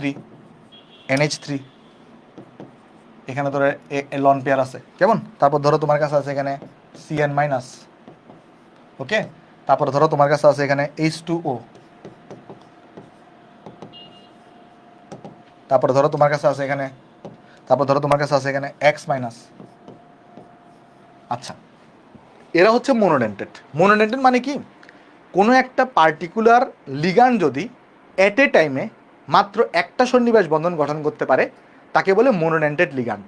তাহলে মোনোডেন্টেড লিগান্ড মানে কি, কোনো একটা লিগান্ড যদি একটা পার্টিকুলার টাইমে একটা মাত্র যদি সন্নিবেশ বন্ধন গঠন করতে পারে তাকে বলে মোনোডেন্টেড লিগান্ড। ডাইডেন্টেড, ডাই এই কথার অর্থ হচ্ছে দুই, ডাই বা বাইডেন্টেডও বলে এটাকে। যেমন এটা কি হতে পারে দেখো, ধরো এরকম যদি হইতো একটা সংকেত, ধরো CH2 আছে এখানে, তারপর ধরো এখানে একটা NH2 আছে, তারপর ধরো এখানে একটা CH2 আছে, এখানে একটা NH2 আছে। তাহলে তুমি লক্ষ্য করে দেখো এর এখানেও একটা লন পেয়ার আছে, আবার এটার কিন্তু এখানেও একটা লন পেয়ার আছে। এই লন পেয়ারটাকে নিচে দেখালাম, উপরে দেখালেও কোনো সমস্যা নাই। তাহলে তুমি লক্ষ্য করে দেখো তো, এ কিন্তু চাইলে এখান থেকেও একটা সন্নিবেশ বন্ধন গঠন করতে পারে, এইখান থেকেও একটা সন্নিবেশ বন্ধন গঠন করতে পারে। তাহলে এই পুরা যৌগটা থেকে এট এ টাইমে কয়টা সন্নিবেশ বন্ধন গঠন হতে পারে, দুইটা সন্নিবেশ বন্ধন গঠন হতে পারে। তাহলে যদি কোনো একটা লিগান্ড থেকে এট এ টাইমে দুইটা সন্নিবেশ বন্ধন গঠন হতে পারে তাহলে সেটাকে আমরা বলি ডাইডেন্টেড। যেমন এটার নাম কি, এটার নাম হচ্ছে ইথিলিন ডাইএমিন। তাহলে এটার নাম কি বলতো, এটার নাম হচ্ছে ইথিলিন ডাইএমিন। এটা একটা গুরুত্বপূর্ণ সংকেত। তাহলে এটার নাম কি, এটার নাম হচ্ছে আমাদের ইথিলিন ডাইএমিন। এটার নাম কি, ইথিলিন ডাইএমিন। কেমন, যেমন এরকম আরো হইতে পারে উদাহরণ, ধরো এখানে COO মাইনাস আছে, তারপর এখানে ধরো COO মাইনাস আছে। তাহলে কি হইতে পারে, এই জায়গা থেকে একটা সন্নিবেশ বন্ধন আসতে পারে, এই জায়গা থেকেও একটা সন্নিবেশ বন্ধন আসতে পারে। বুঝতে পারছো নাকি বুঝো নাই বলো একটু করে। এই যে ডাইডেন্টেড বা এই বা যেটা আছে দুইটা দুইটা সন্নিবেশ বন্ধন গঠন করতে পারতো সেটা কি বুঝতে পারছি। যদি এট এ টাইমে একটা সন্নিবেশ বন্ধন গঠন করতে পারে সেটাকে আমরা বলি মোনোডেন্টেড। এট এ টাইমে দুইটা সন্নিবেশ বন্ধন গঠন করতে পারলে তাকে আমরা বলি ডাইডেন্টেড। আর যদি দুইয়ের অধিক সন্নিবেশ বন্ধন গঠন করতে পারে সেটাকে আমরা বলি পলিডেন্টেড। যেমন পলিডেন্টেডের সব থেকে ভালো উদাহরণ হচ্ছে একটা, পলিডেন্টেডের সব থেকে ভালো উদাহরণ হচ্ছে একটা EDTA4-। এটা নিয়ে আমরা কর্মমুখী রসায়নে পড়াবো, EDTA4-। এটা হচ্ছে তোমার কি বলতো পলিডেন্টেডের উদাহরণ। এটা সংকেত এই মুহূর্তে দেখার দরকার নাই, জাস্ট উদাহরণটার নাম জেনে রাখো, এটা সংকেত ডিটেলসেই পড়াবো। কেমন, আশা করি তুমি এতটুকু বুঝতে পারছো। আমাকে একটু করে বলো ডেনসিটির ভিত্তিতে লিগ্যান্ড এটা তুমি বুঝতে পারছো কিনা, ডেনসিটির ভিত্তিতে লিগ্যান্ড এটা তুমি বুঝতে পারছো কিনা। চলো এখান থেকে একটু দেখাইতে দেখো। এই যে এটা যদি তুমি নাও, ধরো এখানে CH2 নিলা, এখানে ধরো NH2 কে দিছো, এখানে ধরো CH2 কে দিছো, এখানে ধরো NH2 তুমি দিছো। তাহলে দেখো এইখানে একটা লন পেয়ার আছে, এখানে একটা লন পেয়ার আছে। তাহলে কি হইলো, এই জায়গা থেকে একটা সন্নিবেশ বন্ধন গঠন হবে, এই জায়গা থেকে একটা সন্নিবেশ বন্ধন গঠন হবে। তাহলে এইটাকে আমরা, এখানে একটা মেটাল, এখানে একটা মেটাল আছে। ওকে, এইবার তুমি একটা জিনিস দেখো তো, এখানে একটা চক্রের মতো গঠিত হয়েছে না, দেখো তো একটা চক্র গঠিত হয়েছে এখানে, একটা কি গঠিত হয়েছে এখানে, চক্র গঠিত হয়েছে। তো সন্নিবেশ বন্ধনের মাধ্যমে যদি কখনো চক্র গঠিত হয় এটাকে বলে কিলেট। এটা এই চক্রটাকে আমরা কি বলি, এই চক্রটাকে আমরা বলি কিলেট। এই চক্রটাকে আমরা কি বলি, কিলেট বলি, বা ইংলিশে এটাকে লেখে চিলেট, সি দিয়ে লেখে।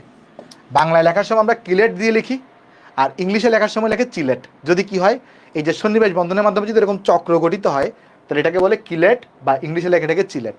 তো যারা এরকম কিলেট গঠন করতে পারে তাদেরকে আমরা বলি কিলেটিং এজেন্ট। তাহলে এটা কিলেট গঠন করতে পারে, তাহলে এটাকে একটা কি বলা হয়, এটাকে বলা হয় কিলেটিং এজেন্ট। যারা কিলেট গঠন করতে পারে তাদেরকে বলে কিলেটিং এজেন্ট। এটা নিয়ে আমরা কর্মমুখী রসায়নের ডিটেলস আলোচনা করব, কর্মমুখী রসায়নে আমরা ডিটেলস আলোচনা করব। আমাকে একটু করে জানাও এতটুকু তুমি এখানে বুঝতে পারছো কিনা সবাই, এতটুকু কি বোঝা গেছে?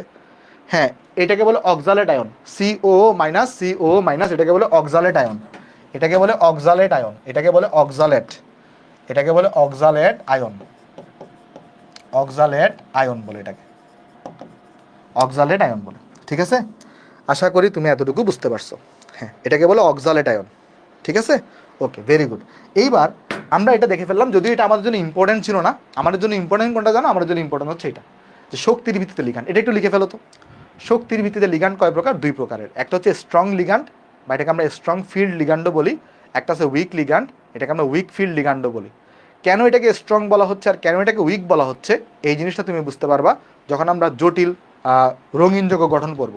যখন আমরা রঙিন যৌগ গঠন করব তখন আমরা বুঝতে পারবো যে কেন এটাকে স্ট্রং বলা হলো আর কেন এটাকে উইক বলা হলো। এটা আশা করি লেখা হয়েছে। তাহলে শক্তির দেখো, এটা আমাদের জন্য কম ইম্পর্টেন্ট, বাট তাও তোমাকে দেখাই দিছি। এটা আমাদের জন্য বেশি ইম্পর্টেন্ট। এখন চলো আলোচনা করবো যে শক্তির ভিত্তিতে লিগ্যান্ড কয় প্রকার, দুই প্রকার। একটা হচ্ছে স্ট্রং লিগ্যান্ড বা স্ট্রং ফিল্ড লিগ্যান্ড, আর একটা আছে উইক লিগ্যান্ড বা উইক ফিল্ড লিগ্যান্ড আছে। কেমন, এটাকে সংক্ষেপে SFL বলে, এটাকে সংক্ষেপে WFL বলে। এখন স্ট্রং লিগ্যান্ড কারা? স্ট্রং লিগ্যান্ড কারা? চলো এক্সাম্পল লিখে দিই, পরে আমি তোমাকে টেকনিক শিখাই দিব। যেমন হতে পারে CO, তারপর হইতে পারে CN মাইনাস, তারপর হইতে পারে NH3, তারপর হইতে পারে তোমার কাছে হচ্ছে NO2 মাইনাস, তারপর হইতে পারে NO। এগুলো হচ্ছে কি স্ট্রং ফিল্ড লিগ্যান্ড। মনে রাখবা কার্বন আর নাইট্রোজেনের যে লিগ্যান্ডগুলো থাকে, কার্বন আর নাইট্রোজেনের যে লিগ্যান্ডগুলো থাকে তারা হয় স্ট্রং ফিল্ড লিগ্যান্ড। তাহলে স্ট্রং ফিল্ড লিগ্যান্ড কারা কারা? স্ট্রং ফিল্ড লিগ্যান্ড হচ্ছে, মনে রাখার টেকনিক হচ্ছে কার্বন আর নাইট্রোজেনের যে লিগ্যান্ড থাকে, কার্বন আর নাইট্রোজেনের যে লিগ্যান্ডগুলো থাকবে তারা হচ্ছে স্ট্রং ফিল্ড লিগ্যান্ড। আর আরেকটা আছে week field ligand. Week field ligand তাহলে কারা হবে? এই যে ধরো তোমার হচ্ছে পানি, তারপরে ধরো হ্যালোজেনগুলা I মাইনাস F মাইনাস, তারপরে ধরো তোমার হচ্ছে Cl মাইনাস, তারপরে ধরো OH মাইনাস, তারপর ধরো Br মাইনাস। তাহলে বাকি যে লিগ্যান্ডগুলো আছে, তাহলে দেখো স্ট্রং ফিল্ড লিগ্যান্ড কীভাবে চিনবো? কার্বন আর নাইট্রোজেনের যে লিগ্যান্ডগুলো থাকে তারা হচ্ছে স্ট্রং ফিল্ড লিগ্যান্ড হয়, আর বাকিরা যারা থাকে তারা হচ্ছে উইক ফিল্ড লিগ্যান্ড হয়। আচ্ছা, স্ট্রং ফিল্ড লিগ্যান্ড, একটা নীতি পড়ছিলা হুন্ডের নিয়ম, মনে আছে তোমাদের হুন্ডের নিয়ম? তোমরা কি হুন্ডের নীতি পড়ছিলা? হুন্ডের নীতি, হ্যাঁ তোমরা কি হুন্ডের নীতি পড়ছিলা? হুন্ডের নীতি, হুন্ডের নীতি তোমরা কি, হ্যাঁ জটিল যোগ থেকে সিকিউ আসবে। তোমরা কি হুন্ডের নীতি পড়ছো? নিশ্চয়ই পড়ছো। হুন্ডের নীতি কী ছিল? একটা একটা করে ইলেকট্রন প্রবেশ করতো সমশক্তির ওই অরবিটালগুলোতে। মনে রাখবা স্ট্রং ফিল্ড লিগ্যান্ড যারা আছে তারা, মানে তারা কি করে? তারা হুন্ডের নীতি মেনে চলে না। তাহলে স্ট্রং ফিল্ড লিগ্যান্ড কি করে? এরা হুন্ডের নীতি মেনে চলে না, হুন্ডের নীতি মেনে চলে না। কিন্তু উইক ফিল্ড লিগ্যান্ডগুলা এরা কি করে? এরা হুন্ডের নীতি মেনে চলে। এরা কি করবে? এরা হচ্ছে হুন্ডের নীতি মেনে চলবে। এটা কেন এরকম হয় যখন আমরা রঙিন যৌগ দেখবো তখন আমরা বুঝবো জিনিসগুলো, বাট এখন বোঝার দরকার নেই, এখন জাস্ট ডাইরেক্ট মনে রাখবো যে স্ট্রং ফিল্ড লিগ্যান্ড এরা হুন্ডের নীতি মেনে চলে না, আর উইক ফিল্ড লিগ্যান্ড এরা কি করে? হুন্ডের নীতি মেনে চলে। আসলে একটু করে তোমাকে রিভাইন্ড করাই যে হুন্ডের নীতি মেনে চলে না বলতে কি বোঝাই আর মেনে চলে বলতে কি বোঝাই। ধরো এখানে আমাকে D6 এর ইলেকট্রন বিন্যাস লিখতে বললো, এখানেও ধরো আমাকে D6 এর ইলেকট্রন বিন্যাস লিখতে বললো। D6 কেমন?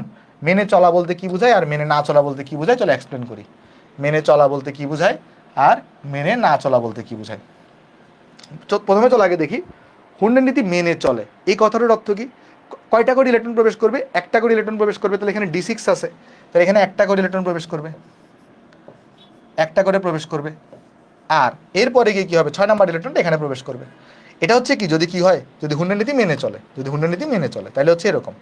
আচ্ছা, যদি না মেনে চলে, যদি না মেনে চলে, মেনে চলে না, এটা বলতে কি বোঝাবে বলো তো? মেনে চললে একটা করে প্রবেশ করে, কিন্তু মেনে চলে না বা ব্রেক করবে, তাহলে বলো তো একটা অরবিটালে কয়টা করে ইলেকট্রন প্রবেশ করবে আগে? মেনে চলা মানে কি? প্রতি অরবিটালে একটা করে ইলেকট্রন প্রবেশ করবে, কিন্তু মেনে চলে না, তাইলে একটা অরবিটালে কয়টা করে ইলেকট্রন প্রবেশ করবে? কেন এরকম হয় এটা তোমরা বুঝতে পারবে না। এটাকে কেন স্ট্রং কেন উইক বলতেছি, এটা একটা টপিক আছে এই যে রঙিন যৌগ গঠনে আমরা পড়বো ডি অরবিটাল স্প্লিটিং, তখন আমি তোমাকে ব্যাখ্যা করতে পারবো যে কেন এটাকে স্ট্রং বলা হয়, কেন এটাকে উইক বলা হয়। বাট আপাতত জেনে রাখো যারা স্ট্রং ফিল্ড লিগ্যান্ড তারা হুন্ডের নীতিকে মেনে চলে না, হুন্ডের নীতিকে তারা ব্রেক করে, আর যারা উইক ফিল্ড লিগ্যান্ড তারা হুন্ডের নীতিকে মেনে চলে। তাহলে তুমি বলতেছো যে যদি হুন্ডের নীতি মেনে চলে তাহলে প্রতি অরবিটালে একটা করে ইলেকট্রন প্রবেশ করবে, আর যদি মেনে না চলে এই কথাটার মানে হচ্ছে প্রতি অরবিটালে দুইটা করে ইলেকট্রন প্রবেশ করবে। Very good. তাহলে কি হবে? এখানে দেখো এখানে D6 আছে, তাহলে এখানে দুইটা ইলেকট্রন প্রবেশ করবে, এখানে দুইটা ইলেকট্রন প্রবেশ করবে, এখানে দুইটা ইলেকট্রন প্রবেশ করবে। শেষ। এটা হলো আমার এখানে কাহিনী। আশা করি এতটুকু আমরা সবাই এখানে বুঝতে পারছি। তাহলে আমাদের মোটামুটি লিগ্যান্ডের প্রকারভেদ কিন্তু আলোচনা করা শেষ। এটাও আমরা দেখলাম ডেন্সিটির ভিত্তিতে লিগ্যান্ড, আর এটা আমরা দেখলাম শক্তির ভিত্তিতে লিগ্যান্ড। তাহলে চলো আমরা নেক্সটে চলে যাই। নেক্সট এখন আলোচনা করবো আমরা জটিল যৌগের নামকরণ নিয়ে। আমরা এখন আলোচনা করবো জটিল যৌগের নামকরণ নিয়ে। চলো একটা যে আগে এগুলো তুমি অনেকটাই তুমি বুঝতে পারবা না অনেক কিছু, বাট দেখবা ধাপে ধাপে সবই তুমি বুঝে যাচ্ছ এবং জিনিসগুলো ইন্টারেস্টিং। দেখো লিগ্যান্ডের সংখ্যা আর ওই সংখ্যার ভিত্তিতে উপপদ কি হয় চলো দেখার চেষ্টা করি। লিগ্যান্ড একটা হইতে পারে, লিগ্যান্ড দুইটা হইতে পারে, তিনটা হইতে পারে, চারটা হইতে পারে, পাঁচটা হইতে পারে, ছয়টা হইতে পারে, সাতটা হইতে পারে, আটটা হইতে পারে। নর্মালি 7-8 হয় না, 6 পর্যন্তই থাকে। নর্মালি 6-এর বেশি যায় না, বা আমাদের সিলেবাসে 6-এর বেশি নাই। কেমন? যদি একটা থাকে তার কোনো উপপদ নাই, যদি দুইটা থাকে তা আমরা এটাকে ডাই বলি, ডাই।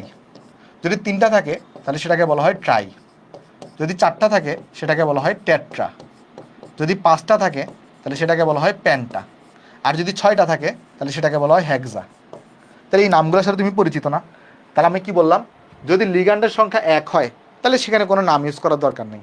যদি 2 হয় তাকে আমরা বলবো ডাই, 3 হইলে বলবো ট্রাই, 4 হইলে বলবো টেট্রা, 5 হইলে বলবো প্যান্টা, 6 হইলে বলবো হেক্সা। এগুলো তুমি তাহলে একটু পরে তুলে ফেলিও, কেমন? যতটুকু আছে ততটুকু তুমি দেখতে থাকো। এই বিষয়টা কি বুঝতে পারছি আমরা? বুঝতে পারবো আমি তোমাকে যখন জটিল যোগের নামকরণ শিখাবো তখন এই জিনিসগুলো ভালো করে বুঝতে পারবা। ওকে, তাহলে চলো আরেকটু সামনে যাই আমরা, কেমন? আরেকটু সামনে যাই আমরা, আসো। এখন আমরা দেখব যে লিগ্যান্ডগুলার কি কি নাম হইতে পারে। যেমন দেখো, এরা সবাই লিগ্যান্ড হিসেবে কাজ করতে পারে। OH minus, NH3, H2O, Cl minus, SCN minus বা CNS minus, CN minus, NO, O2 minus, F minus, Br minus, I minus, এরা সবাই লিগ্যান্ড হিসেবে কাজ করতে পারে। OH মাইনাস যদি লিগ্যান্ড হিসেবে কাজ করে এর নাম হবে হাইড্রক্সো। OH মাইনাস যদি কি করে, লিগ্যান্ড হিসেবে কাজ করে, এর নাম কি হবে? হাইড্রক্সো হবে। এগুলো সব আমি ডিটেলসে ক্লিয়ার করে দেবো, টেনশন নেওয়ার কোনো কারণ নাই। একটু জাস্ট লিখতে থাকো আমার সাথে সাথে। আগে যদি NH3 থাকে এটাকে আমরা বলি অ্যামিন। NH3 কে কি বলা হয় বলো তো? NH3 কে বলে অ্যামিন। H2O পানি থাকলে এটাকে বলে অ্যাকুয়া। এই লিগ্যান্ডের নাম কি হয়? পানির যে লিগ্যান্ড তার নাম হচ্ছে অ্যাকুয়া। Cl মাইনাস থাকলে তাকে বলে ক্লোরো। Cl মাইনাস থাকলে তাকে বলে ক্লোরো। SCN মাইনাস বা CNS মাইনাস থাকলে তাকে বলে থায়োসায়ানেটো।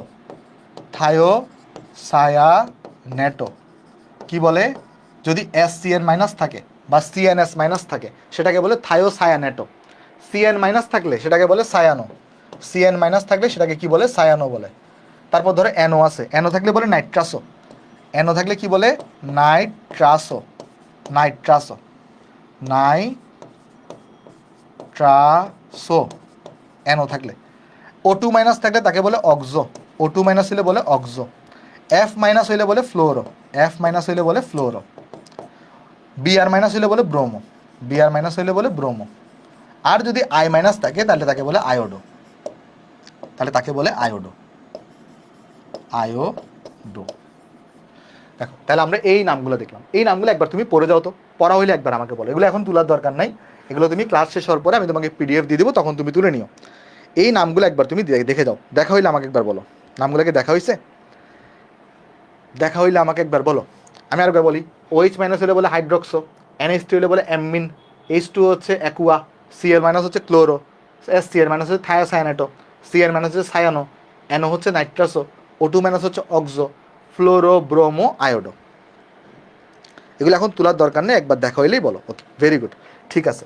এইবার আমরা চলো এবার নামকরণ আস্তে আস্তে ঢুকি। এবার দেখবে ইন্টারেস্টিং লাগবে জিনিসগুলো। ধরো আমাকে বললো তুমি এই যৌগের নামকরণ করো। কোন যৌগের? ধরো এই যেখানে দিল আমাকে CuNH3,4,2+, ধরো এই জটিল আয়নের নামকরণ করতে বললো। তো এই জটিল আয়নের নামকরণ কি হবে আমাকে করতে বললো। আচ্ছা, খুব ভালো কথা। এই জটিল আয়নের নামকরণ আমরা করব। প্রথমে আমাদের কাজ কি আমি তোমাকে একটু করে বলি। প্রথম কাজ হচ্ছে আমাদের, এখানে লিগ্যান্ড কয়টা আছে বলো তো? লিগ্যান্ড এখানে কয়টা আছে? লিগ্যান্ড আছে এখানে 4টা। আর লিগ্যান্ড হিসেবে এখানে কোন কে আছে? NH3 আছে। NH3 কে কি বলে? অ্যামিন বলে। তাহলে আমরা প্রথমে কি বলবো? 4-এর জন্য হয় টেট্রা। আর এখানে আমরা তাহলে প্রথমে বলবো টেট্রা অ্যামিন। তাহলে প্রথমে কি বলবো আমরা এটার নাম? প্রথমে আমরা লিখবো টেট্রা। টেট্রা কেন লিখলাম? কারণ এখানে 4 আছে। লিগ্যান্ড হিসেবে আছে এখানে NH3, তাহলে এখানে আমরা বলবো টেট্রা অ্যামিন। টেট্রা অ্যামিন লিখলাম। এইবার তুমি আমাকে একটা জিনিস বলো, এইখানে যেই জটিল আয়নটা আছে সেই জটিল আয়নটা ক্যাটায়ন হিসেবে আছে নাকি অ্যানায়ন হিসেবে আছে? জটিল আয়নটা এখানে ক্যাটায়ন হিসেবে আছে। যদি জটিল আয়ন ক্যাটায়ন হিসেবে থাকে, যদি জটিল আয়ন ক্যাটায়ন হিসেবে থাকে, সেই ক্ষেত্রে কেন্দ্রীয় মৌলের তোমার ইংলিশ নাম ইউজ হয়। যেমন এই Cu, এটার ইংলিশ নাম হচ্ছে কপার। এটার ইংলিশ নাম কি? এটার ইংলিশ নাম হচ্ছে কপার। এটার ইংলিশ নাম হচ্ছে কপার। আর এখানে লিখবা টেট্রাঅ্যামিন কপার লিখবা। লিখলাম। এইবার যদি ভাই অ্যানায়ন থাকতো তাহলে কি হইতো? সেই ক্ষেত্রে লেটিন নাম ইউজ হয় আর এর শেষে অ্যাট যুক্ত হয়। সব দেখাবো, টেনশন নিও না। আগে একটা আলোচনা করি। বলো তো এখানে কপারের জারণ মান কত হবে? কেউ বলতে পারবা কপারের জারণ মান কত হবে? কপারের জারণ মান কত হবে? কপারের জারণ মান তুমি মনে মনে এক্স চিন্তা করো। এটাকে তুমি মনে মনে এক্স চিন্তা করো। তাহলে এখানে কি আসবে? X plus 4 into 0 equal to +2। তাহলে এখানে এক্স ইকুয়াল টু আসবে কত? +2 আসবে। তাহলে এখানে হবে তখন 2 আয়ন, কপার 2 আয়ন। তাহলে আমি এখানে ক্যালকুলেশনটাও করে দিতে পারি। দেখো এখানে চলে ক্যালকুলেশনটা করি। কপারের জারণ মান যদি আমি এক্স ধরে নিই, তাহলে এক্স প্লাস 4 × 0, অ্যামোনিয়া যেহেতু যৌগ, যৌগের জারণ মান 0, তাহলে +2, তাহলে আলটিমেটলি এক্স ইকুয়াল টু আসবে এখানে +2 আসবে। তাহলে দেখো এই জন্য এটার নাম কি হলো, টেট্রাঅ্যামিন কপার 2 আয়ন। বলে এই নামকরণটা তুমি বুঝতে পারছো কিনা, আমাকে একটু করে আগে জানাও এই নামকরণটা তুমি এখানে বুঝতে পারছো কিনা। আমি অ্যানায়ন হলে কী হবে দেখাই দিচ্ছি। ওকে, ঠিক আছে, ভেরি গুড। এইবার এইবার তুমি আমাকে বলো, যদি আমি এই নামকরণটা দেখি, চলে এবার একটা অ্যানায়নের নামকরণ দেখি আসো। ধরো আমাকে বললো এখানে এই যে FeCN6 4-, FeCN6 4-, এটার নামকরণ দেখবো, অ্যানায়নের নামকরণ। এটা ক্যাটায়নের নামকরণ দেখলাম আমরা, এখন এটা চলে অ্যানায়নের নামকরণ দেখি। ফার্স্টে আসি, বলো তো এখানে এই যে তোমার লিগ্যান্ড এখানে কয়টা আছে, লিগ্যান্ড আছে এখানে 6টা। 6টার জন্য কি শিখেছিলাম দেখো, 6টার জন্য কি শিখেছিলাম, 6টার জন্য শিখেছিলাম হেক্সা। তাহলে এখানে ফার্স্টে কি লিখবা, ফার্স্টে লিখবা হেক্সা, ফার্স্টে লিখবা হেক্সা। তারপর এটা কি সিএন, সিএনের জন্য কি শিখেছি, সায়ানো। দেখো সিএনের জন্য কি শিখেছি, সায়ানো, তাহলে হেক্সা সায়ানো, হেক্সা সায়ানো। এইবার আসো, যদি আমাদের কি হয়, যদি আমাদের জটিলায়নটা, যদি আমাদের জটিলায়ন যদি অ্যানায়ন হয়, ওই ক্ষেত্রে আমাদের লেটিন নাম ইউজ করতে হবে। কি ইউজ করতে হবে, লেটিন নাম, আর এর শেষে একটা অ্যাড যুক্ত করতে হয়, এর শেষে সাথে একটা অ্যাড যুক্ত করতে হয়। যেমন কীরকম, ধরো আয়রন, ধরো আয়রন, কথার কথা আমাকে বললো আয়রন, আয়রনের লেটিন নাম আর অ্যাড যুক্ত করে কি হয় জানো, এটাকে বলে ফেরেট। আমি একসাথে লিখে দিচ্ছি কেমন, অ্যাড যুক্ত করার পরে কি হয় আমরা একসাথে লিখে দিচ্ছি, এটাকে বলে ফেরেট। তারপরে তোমার হচ্ছে যে আমাদের এখানে যদি কপার হয়, এটাকে বলে কিউপ্রেট। অ্যাড যুক্ত করার পরে কি হয়, লেটিন নাম সহ কিউপ্রেট। এটা তোমরা পড়ে আসছো না যে কিউপ্রাস, ওইখানে অ্যাড মানে কিউপ্রাম, বা এখানে অ্যাড যুক্ত করে ওই যে কিউপ্রেট পাবো, ঠিক আছে। তারপরে ধরো তোমার হচ্ছে যে এখানে আমাদের যদি সিলভার নাও, এটার লেটিন নাম হচ্ছে আর অ্যাড যুক্ত করে বাবা আর্জেন্টেট, এটাকে বলা হয় আর্জেন্টেট, আর্জেন্টেট বলা হয়, ঠিক আছে। তারপরে যদি তুমি এখানে লেডকে নাও, এটাকে বলবা তুমি প্লামবেট, অ্যাড যুক্ত করার পরে এটাকে বলা হয় প্লামবেট। তারপর ধরো তুমি যদি এখানে এসএন নাও, এটাকে অ্যাড যুক্ত করার পরে যেটা পাবা তাকে বলে স্ট্যানেট, তাকে কি বলে, তাকে বলে স্ট্যানেট। যদি তুমি এখানে জিঙ্ক নাও, এটাকে বলে জিঙ্কেট, অ্যাড যুক্ত করার পরে। আর যদি তুমি এখানে কাকে নাও, এই যে অরামকে নাও, এটাকে বলে অরেট, অরেট, অ্যাড যুক্ত করার পরে, অ্যাড যুক্ত করার পরে এই জিনিসগুলো আমরা এখানে পাই, ঠিক আছে। আমি চলো এগুলোকে একটু এই পাশে নিয়ে আসি এটাকে, ওকে। তাহলে আমরা দেখলাম যে যদি কি হয় আমার, যদি আমার জটিলায়নটা আমার যদি অ্যানায়ন হয়, জটিলায়ন যদি কি হয়, জটিলায়ন যদি অ্যানায়ন হয়, সেই ক্ষেত্রে কি করতে হয়, লেটিন নামের সাথে অ্যাড যুক্ত করতে হয়। তাহলে এখানে আছে আয়রন, তাহলে এখানে কি হবে, এটাতে অ্যানায়ন, ভালো করে দেখো এটাতে অ্যানায়ন। তাহলে ফার্স্টে তুমি কি লিখলা, হেক্সা সায়ানো লিখলা, এরপর এটার নামকরণ আসবে, পিছন থেকে আসতে হয়। তাহলে এখানে এটার নাম কি আসবে, এটার নাম, এটা তো অ্যানায়ন, তাহলে এটার নাম আসবে ফেরেট, এটার নাম আসবে এখানে ফেরেট, এটার নাম কি আসবে এখানে, এটার নাম আসবে এখানে ফেরেট। আমি চলো অন্য কালার দিয়ে লিখি, এটার নাম আসবে এখানে ফেরেট, ফেরেট। এইবার এইবার এইবার আমাকে তুমি একটা জিনিস বলো, এটার নাম যদি ফেরেট হয়, আমাকে একটা জিনিস বলো, এখানে এটা জারণ মান কত হবে আয়রনের, এক্স ধরে নিলাম, তাহলে এখানে আছে 6, বলো তো সিএন এর জারণ মান কত, -1, আর ইকুয়াল টু হচ্ছে -4। তাহলে দেখো এখানে এক্স এর মান কত আসবে, এটা আসবে +2। এখানে অ্যামোনিয়া ছিল একটা যৌগ, তাহলে এখানে চার্জের জন্য 0, কিন্তু সিএন এর কিন্তু সিএন মাইনাস আকারে থাকে, মানে জারণ মান কিন্তু -1, তো এখানে এক্স আসবে +2, তাহলে ফেরেট 2 আয়ন। বলো এগুলা কি বোঝা গেছে সবার, এগুলা কি সবার বোঝা গেছে, এগুলা কি সবার বোঝা গেছে, এই জিনিসগুলা, এই নামকরণগুলা কি তুমি বুঝতে পারছো। আমি তোমাকে আরেকটা বোঝাবো, সমস্যা নেই। হ্যাঁ, কপারের 1-2টার জন্য কিউপ্রেটই হবে, এখানে এই যে আয়রন 2-3 এর জন্য ফেরেটই হবে। এখানে জাস্ট লেটিন নাম আর এর সাথে অ্যাড যুক্ত করতে হয়। যেমন আরেকটা যদি তোমাকে দেখে আসো, ধরো কথার কথা, এইবার যদি আমাকে এরকম দিয়ে দেয়, কীরকম দিয়ে দিল, ধরো আমাকে এবার দিল যে CuNH3 4SO4, এটার নামকরণ করো। এখন তুমি বলবো এটা তো শিখান নেই আমাকে, এটা একটা দিল, আরেকটা বললো এই যে CaFeCN6, এটার নামকরণ করো, দুইটার নামকরণ করতে বসে। আচ্ছা দেখো তো কোনটা শিখছি আমরা, আমরা এই এতটুকুর নামকরণ কিন্তু আমি করতে পারি, পারি না। এতটুকু নামকরণ কিন্তু আমরা করতে পারি। এতটুকু নামকরণ কি হবে? ওই যে টেট্রা অ্যামিন কপার 2 আয়ন, তাই না? যেহেতু এটা এখানে কি আছে, যেহেতু এটা +2, এটা দেখো এটা কিন্তু +2 আকারে আছে, এটা -2, তার মানে এটা ক্যাটায়ন হিসেবে আছে, তাহলে এখানে ইংলিশ নাম হবে। তাহলে এটার নামকরণ কি হবে? এটার নামকরণ হবে tetra amine, tetra amine copper 2। আয়নটা কি আর লিখবো না, কারণ এটা কি এবার আয়ন হিসেবে আছে না, যৌগ হিসেবে আছে। এটার পরে কি আছে? সালফেট আছে না, তাহলে এখানে লিখবা কপার 2 সালফেট, শেষ। যোগের নামকরণ শেষ, কপার 2 সালফেট শেষ, যোগের নামকরণ শেষ। এবার আসো এটা খেতে দেখি। দেখো এইখানে সালফেটটা পরে ছিল, তাই সালফেটটাকে তুমি পরে লিখছো, কিন্তু এখানে দেখো তো পটাশিয়ামটা আগে আছে, তাহলে এখানে কি লিখবা? আগে লিখবা পটাশিয়াম, আগে লিখবা পটাশিয়াম। বাট এটা কেয়ারফুল থাকবে, অনেকে যে ভুল কাজটা করে, দেখো এইখানে এই যে যখন তুমি থার্ড ব্র্যাকেটের ভিতরে ছিল, তখন যে জিনিসটা থাকে তার জন্য তুমি ট্যাটটা লিখতে হয়, 6-এর জন্য হেক্সা লিখতে হয়, কিন্তু এই জিনিসটা কিন্তু থার্ড ব্র্যাকেটের বাইরে। এখানে কিন্তু ট্যাটটা পটাশিয়াম লেখার দরকার নাই। থার্ড ব্র্যাকেটের বাইরে থাকলে ডিজিটটা ম্যাটার করে না, এখানে শুধুমাত্র পটাশিয়াম লিখবা, এখানে শুধুমাত্র পটাশিয়াম লিখবা।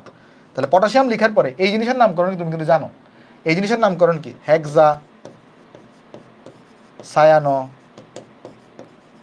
ফেরেট 2, শেষ। এতটুকুই হচ্ছে তোমার নামকরণ, বলো বুঝছো কিনা?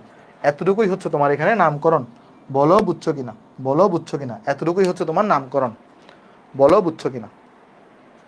আমাকে একটু কমেন্টে জানাও যে এতটুকু তুমি এখানে বুঝতে পারছো কিনা। কি ব্যাপার, নেট গেল কেন? বলো এতটুকু বোঝা গেছে কিনা সবার?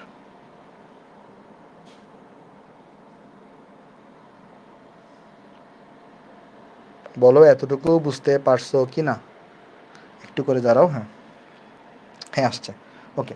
এইবার আমি যদি তোমাকে একটা করতে দিই, ধরো কথার কথা আমি তোমাকে বললাম তুমি এটা করো। ধরো আমি বললাম যে Ag NH3 2Cl, এই যোগের নামকরণ করো তো। তাহলে তুমি বলো যে ভাই এটা তো সোজা, এটা তো সোজা। হ্যাঁ আসলেই সোজা, দেখো আসলেই সোজা। দেখো কেমনে সোজা দেখাই। ফার্স্ট অফ অল তোমাকে আগে চেক করতে হবে আমার যে এই যে জটিল আয়ন, এটা কি ক্যাটায়ন হিসেবে আছে নাকি অ্যানায়ন হিসেবে আছে। দেখো এখানে আছে কি, এটা কিন্তু প্লাস, এটা মাইনাস, তাহলে এটা ক্যাটায়ন হিসেবে আছে, তাহলে ইংলিশ নাম হবে, এটা তো কোনো ব্যাপারই না। তাহলে এটার নামকরণ কী করবো? এখানে আছে 2টা, তাহলে এখানে লিখবো আমাদের ডাই। 2 থাকলে কি হয়? 2 থাকলে হয় ডাই, তাহলে ডাই অ্যামিন, তাহলে হবে কি ডাই অ্যামিন। তাহলে এখানে হবে ডাই অ্যামিন, লিখলাম। লিখার পরে ডাই অ্যামিন লিখলাম, এটা সিলভার, কারণ এখানে প্লাস হিসেবে আছে, তাহলে যদি এখানে মাইনাস থাকতো তাহলে কিন্তু আমরা কি বসাইতাম? আর্জেন্টেড বসাইতাম, বাট এখানে তো সিলভারটা প্লাস হিসেবে আছে, তাহলে এখানে লিখবো শুধু সিলভার। এখানে ইংলিশ নাম ইউজ হবে সিলভার। আর এখানে সিলভারের জারণ মান কত হবে দেখো তো। সিলভারের জারণ মান যদি আমি বের করতে চাই, মনে হিসাব করে দেখো, এটা এক্স, এটা 0, এটা -1 ইকুয়াল টু 0, তাহলে এক্স ইকুয়াল টু দেখবা +1 আসতেছে। তুমি এখানে হিসাব করে দেখবা এক্স এর মান, জারণ মান কত আসবে? +1। আর লাস্টে কি আছে? ক্লোরাইড, তাহলে এখানে বসাবা ক্লোরাইড। বলো এই নামকরণটা এখানে বুঝতে পারছি কিনা, বলো এটা কি বুঝতে পারছো সবাই? বলো এটা কি সবাই বুঝতে পারছি আমরা? হ্যাঁ এটা কি বুঝতে পারছি আমরা?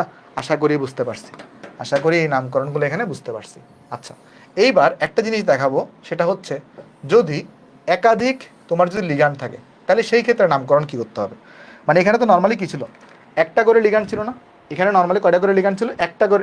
এখানে একটা লিগ্যান্ড সেম, দাঁড়াও, এই দেখো সেম একটা লিগ্যান্ড, এখানে একটা লিগ্যান্ড। যদি ডিফারেন্ট লিগ্যান্ড থাকে তাহলে কি হবে নামকরণটা, চলো দেখার চেষ্টা করি। যদি ডিফারেন্ট লিগ্যান্ড থাকে তাহলে নামকরণটা কিভাবে হয়।